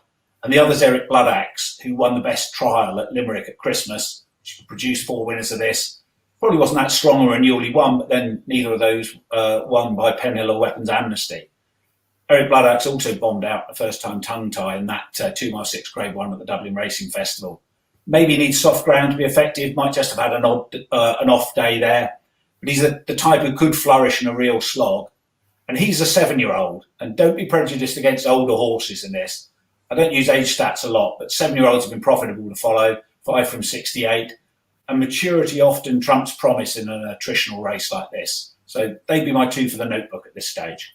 And you found last year's winner at a big old price as well. I remember that much. Right, the Hillcrest team, Adele and Sam. Take it away, whoever you like first. Go on, Adele. Firstly, at Wetherby on his return, and I remember looking at him that day thinking he's a really smart looking horse, and then I've kind of followed him the rest of the season really, and only one real mistake I suppose when he was unseated there a couple of starts back. But Haydock, that was his first step up in trip to 3 miles, and he looked very impressive that day. What I've been reading though from Henry is that he's not that. I don't know. Is he 100% committed to Cheltenham yet with him? He said he still might go to Aintree with him with the Sefton. So, look, I think he's a smart horse. I think the trip will be fine for him. Ground, I mean, I know it was heavier ground at Haydock, but he seems to handle quicker ground anyway as well. So, nice, smart. I just think he's a smart horse, and I'll just have to see whether he runs or not. Sam? Yeah, quickly. There is a little bit of a doubt about whether he goes or not, but they're going to wait to the last possible moment. Speaking to Henry last week, obviously his Haydock performance was astonishing on the clock, quicker by 8 seconds than the Rendlesham, quicker from the first hurdle in the bottom of the straight than Porticello, who'd run a mile less, and he's a very decent juvenile on heavy ground. He's just a bit of a beast, this horse. In some ways, I almost hope that he goes to Aintree and just has an extra week or 2 off, and I can then back Minella Crooner, who I've got a lot of time for, and I thought was really unlucky at the DRF when he left his back legs in the second last and let Minella Crooner get away in that first race of the meeting. I do think he's a really smashing individual and a possible sort of 3 mile chaser to follow next year. But if Hillcrest runs, I'll have to stay loyal to him. Shropshire massive.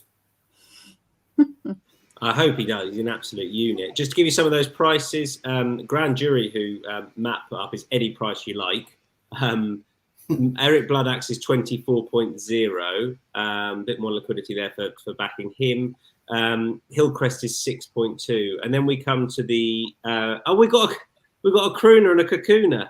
Right, Don. Oh yeah, you go with crooner. Watch your bets. That called me out. Yeah, no, like Matt, I'm a Grand Jury fan. I was just very disappointed with him at Leopardstown the last day.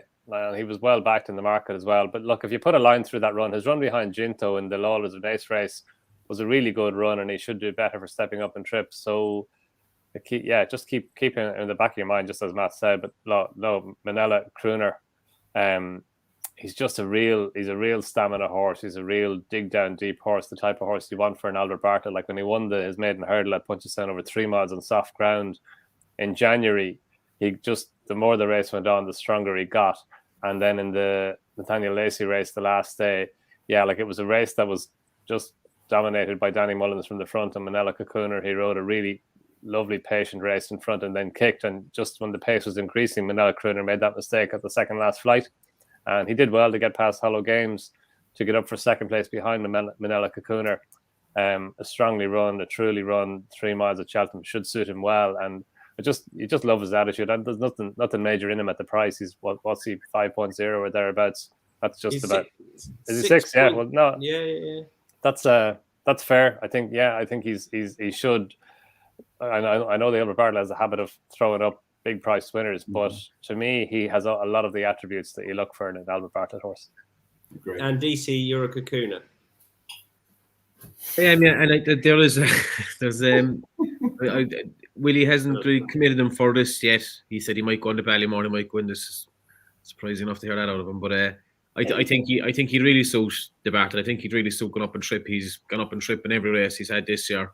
And like Dan said, he had an absolutely brilliant ride there at the Dublin Racing Festival. I don't see how another two furlongs would inconvenience him. Like front runners, I think the last and as well as that, he pulls a bit. Vanillier and then there are 2 horses racing in this that kind of were strong travellers, pulled a bit and were just better than him. Wouldn't be a very strong selection. It's a very open race, but I think just at the prices he's a decent bet. Okay, it's 24.0. Okay, the big one. Moving on to the Gold Cup. And A Plutard is 4.6. Good stat coming up for him. Galvin is 5.1. Manila Indo is 8.0. Protectorate is 9.6.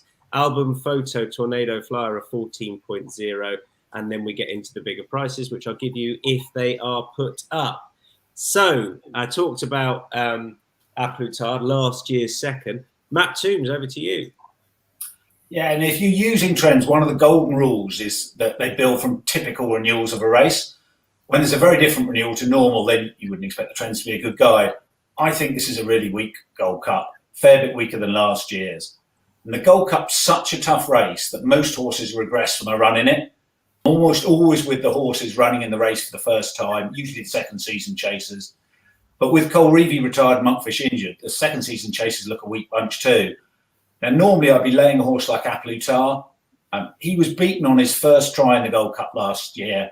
Such horses are 1 from 85 this century. The sole winner being Native River, who came in one of those atypical Gold Cups, run in a swamp when he was the only one still galloping. So I thought last year's renewal was a bit above average. So A Plutard, maybe he could regress £5 and still win. So it might be the sort of trend that gets defied, but I still have to be against him. But as ludicrous as it sounds, and there's an element of feeling that a lunatic has taken control of my voice box here, I wonder if this is the day when the Mercurial Asterion for Longe puts it all together. Yeah, he is mad. And one of the high points of the season was Willie saying after the Irish Gold Cup that he had an excuse because he doesn't like windy days. It is quite feasible. Yeah, he's a distance clear coming to the last, surprises everyone by not falling over, then goes off into the car park Mike Light style and forgets to come back. But he's very talented. He is more the sort to back at a huge price against top horses rather than when he was 3.5 in the Irish Gold Cup. So anticipating wholesale abuse, I'll suggest that sort of price is worth going given the standard this year. Imagine if it's a windy day. Imagine Willie just going out into the track, licking his finger a bit and going, oh, fuck. Non-runner. Scratching due to wind. Yeah. Anyway, I didn't expect that, Matt. I like it. I'm interested. I don't think I gave you a price, so I'm going to dig it out for you for Asterion. Right. Okay. So Sam now, Galvin. The stepping up from last year, more typical trend winner. Yeah. I'm a little bit with Matt here with the Plutard. He's been beaten 6 times when he's been made favourite in quite a short career. So he's not been he has been overbet. He's not been the cheapest horse to follow. He disappointed me in the Ryanair. I thought he'd win that race and he didn't. I thought he'd win last year's Gold Cup and he didn't. So the only Cheltenham win that he's got on his dance card is when he was incredibly well handicapped and he hosed up in the novices handicap chase. So I know a lot of people think he's got the best form in the book, but he's been beaten by Galvin. He had every opportunity last time to win, and Galvin came and picked him off in Ireland, and he was 8-11 that day. Galvin runs Cheltenham brilliantly. He's a strong stayer. He's got a fabulous jockey. Obviously, David Russell will ride him. He's won his last 2 starts at Cheltenham. He hosed up his closing sectional to win that National Chase last year was astonishing, easily as good as a Gold Cup winner would produce. In that race was Iscaria 10, Snow Leopardess, etc., etc. So there were some nice horses in that race and he pulverised them.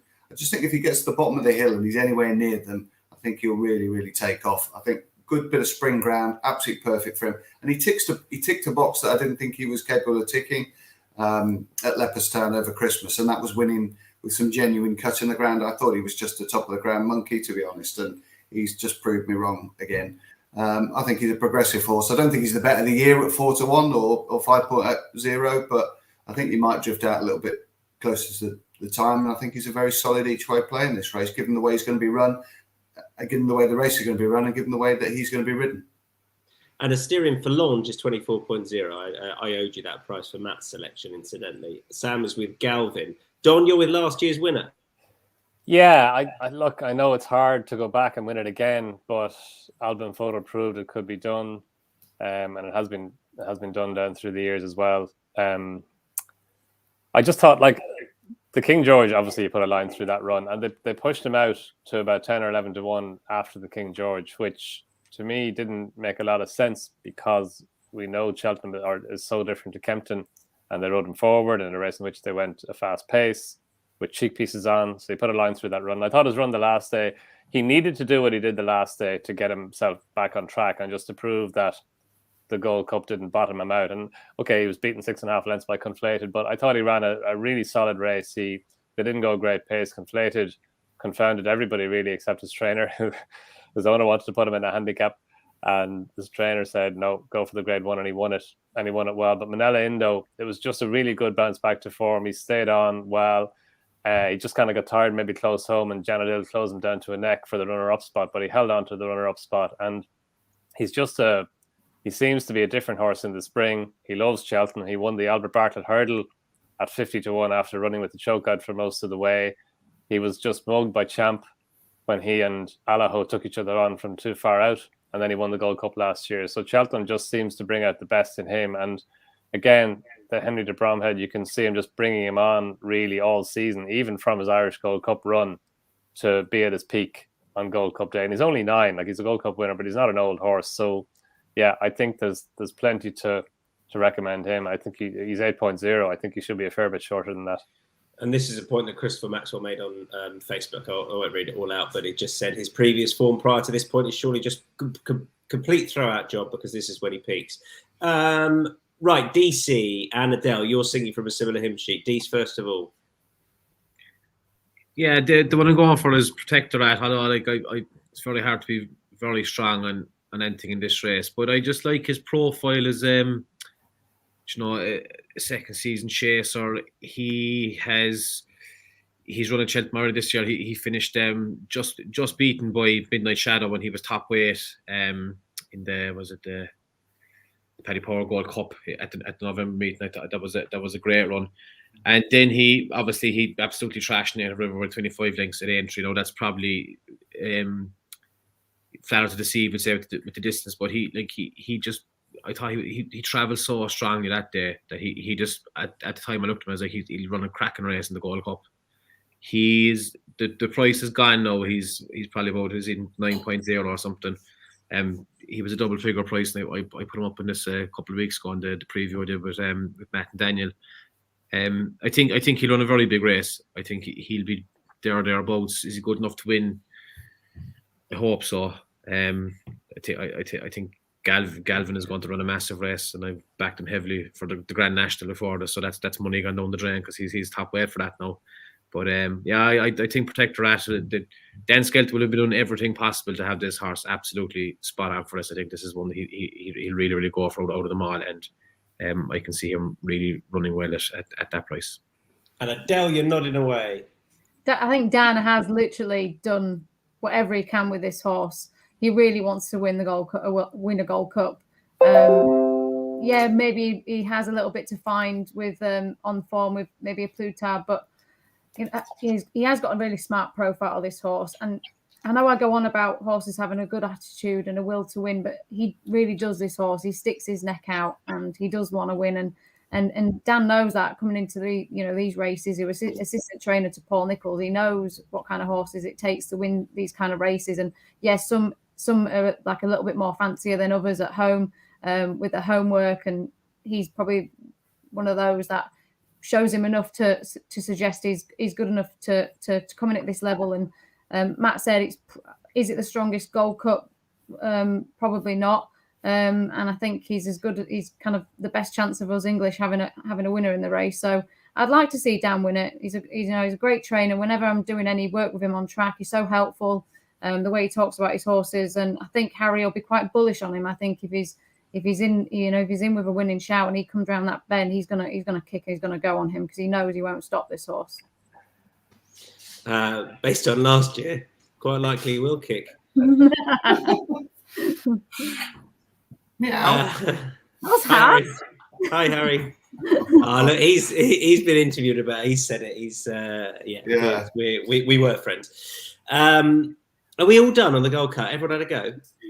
I suppose I just want to give a quick shout out that if it is heavy ground, like Royal Pagoi has to come into the equation as well for similar reasons to Protect Track, like just big weight carrying performances. I think it was too early to run him in it last year, but I think he will be spot on for this year now. And if it does come up heavy and Venetia is in a bit better form, I think he'd be a cracking each way bet at the price he is now. But you would need heavy ground from Nick. Let's move on then to any other bets. No explanations, just selections if you can, please. Sam, your other bets for Friday. West Cork in the County Hurdle. Micheál Deasy. West Cork is best Cork. Yeah. Donn McClean. Mount Ida in the Mare's Chase, jumping more straightly than she did last year. As straightly as a word.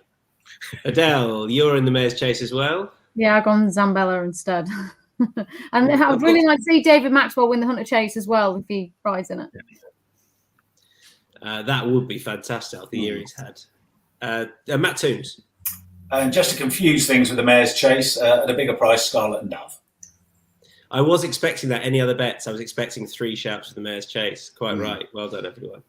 Right, let's move on to, so we're going to do best lays, best bets to tie it up. Again, no explanations needed necessarily, but your best lays. Matt, I'm going to come to you first of all, because I know you have a stat to back this up, I believe. So off you go, sir. Your best lay. So Facile Vega in the bumper. A couple of stats to try and put his chances into perspective. First, the record of Mullins' first strings in the market in the bumper. The last 13 times Willie's run more than one had a clear first string. 12 of those occasions, the first string hasn't even done best of his team. He doesn't know the pecking order with such light race horses, often haven't been off the bridle. And secondly, there's been a lot of chat about Facile Vega spread eagling a field of winners by 12 lengths at the Dublin Racing Festival. If you look at the horses Kilcruck and Appreciate beat by wide margins in that race, those in behind haven't turned out to be much good. They're 1 from 15 in graded conditions races over obstacles. The only winner being Eric Bloodaxe, who had an excuse when beating Leopardstown as he finished lame. So wide margin winners of bumpers, even graded bumpers packed full of previous winners, more often means the beaten horses are ordinary rather than the winner's a star. He didn't run last season, he apparently got jarred up, so there's a bit of a question mark about how he'd handle a fast run race on a sound surface. And to my eye, the likes of American Mike and Redemption Day look similarly good prospects. So I'm very keen to lay him at such a short price. Laying Facile de Vega in the bumper. Adele, your lay. Tiger Roll in the cross country. I don't know how I dare even lay him. He's like the nation's favourite horse, so the world, I'd say. You've just shot Bambi, Adele. I know, but he just hasn't shown enough for me to back him, and I'm going to lay him instead. Let's see how popular you are after this now, Adele. Normally, everyone's favourite. You're just laying Tiger Roll. Sam Turner, you're place laying. Well, I don't lay a lot of horses nowadays, so I didn't want to. The last thing you want to do, I think, Cheltenham Week is lay one of the winners because it could be pretty unappetizing facts for the day. So I'm going to place lay Energumene in the hope that he goes really hard from the front. He goes head to head with Shishkin. Shishkin softens him up, and then 2 or 3 come past late on. The likes of Nubia Negra, put the kettle on if it runs. Jack and Passoir perhaps, and Energumene folds on a left-handed track up the hill. That's the theory. Don, your lay. Yeah, Edbridgestone in the Arkle, Tom, for all the reasons we outlined earlier. I just think it's a deeper race than deserving of 3.0 or thereabouts about him. You've got Riviere de Tel in the race, Blue Lord, Magic Days, Olatan Couleur, maybe Saint Sam, and he was 150 rated hurdler last year. He's an 8-year-old, Sizing Europe and Moscow Flyer. They're the 2 last 8-year-old winners of the Arkle. And look, I can see him winning it, but I think he's too short. And Deasy, your lay, sir. My lay is Facile Vega as well. Mac made the case there a while ago. He's just too short. Anything could win that race. And if he's at even money, it means he's a 50% chance of winning and a 50% chance of losing. So lay him and hope that the usual thing of a 20-1 shot, William Mullins Mayor, scoot home and win this. Job done. Now your best bets. Right, this is best bets for the whole of the festival. Don't forget, we will have previews every day of the festival, so things might change between now and then, but this is our anti-post preview. We're just under 2 weeks out. Cheltenham best bets from the team. Adele, your best bet for the Cheltenham Festival is? Race first day, I'm going to go with Constitution Hill. I just hope he shows us what he showed us in the Tolworth and absolutely annihilates the field, but we'll have to wait and see. Lovely stuff. Constitution Hill in the Supreme. Matt, your best bet? Well, given it's an anti-post preview, it needs to be a potential shortener. With Galopin de Champs seemingly headed for the Turners, Capodanno recovering from an injury. Now Lucinda's given Hoy Senior the go-ahead in the Broadway. He could go off a lot shorter than the current price. If he gets into a rhythm, I think he can gallop whatever turns up into the ground. Sam Turner, your Cheltenham best bet? My best bet was 1.6 that this preview would exceed 2 hours, so that's landed just about. Curse of Gleam for me in the Grand Annual. Really classy juvenile hurdler. He spent a bit of time in the doldrums, really, just because he was in that twilight zone. But over fences, he looks a pretty polished horse. He's only had 3 starts over fences. 2 of those were chasing home Fernie Hollow, the second of which was at a very respectful distance under a very considerate ride. He's then lagged up at a short price in a novice chase that he had to win. And I just like the fact that he's a novice going into the Grand Annual with a bit of Cheltenham experience. Don, best bet for Cheltenham? Manella Indo at the price. I think 8.0 was too big about him. He's last year's winner. It's not easy to win back-to-back renewals, but he loves Cheltenham. He's won an Albert Bartlett hurdle. He won the Gold Cup last year, and his 3 runs at Cheltenham have been really good. His run the last day in the Irish Gold Cup was him back on track after a disappointing run in the King George in a race that wasn't run to suit, at a track that probably didn't suit him.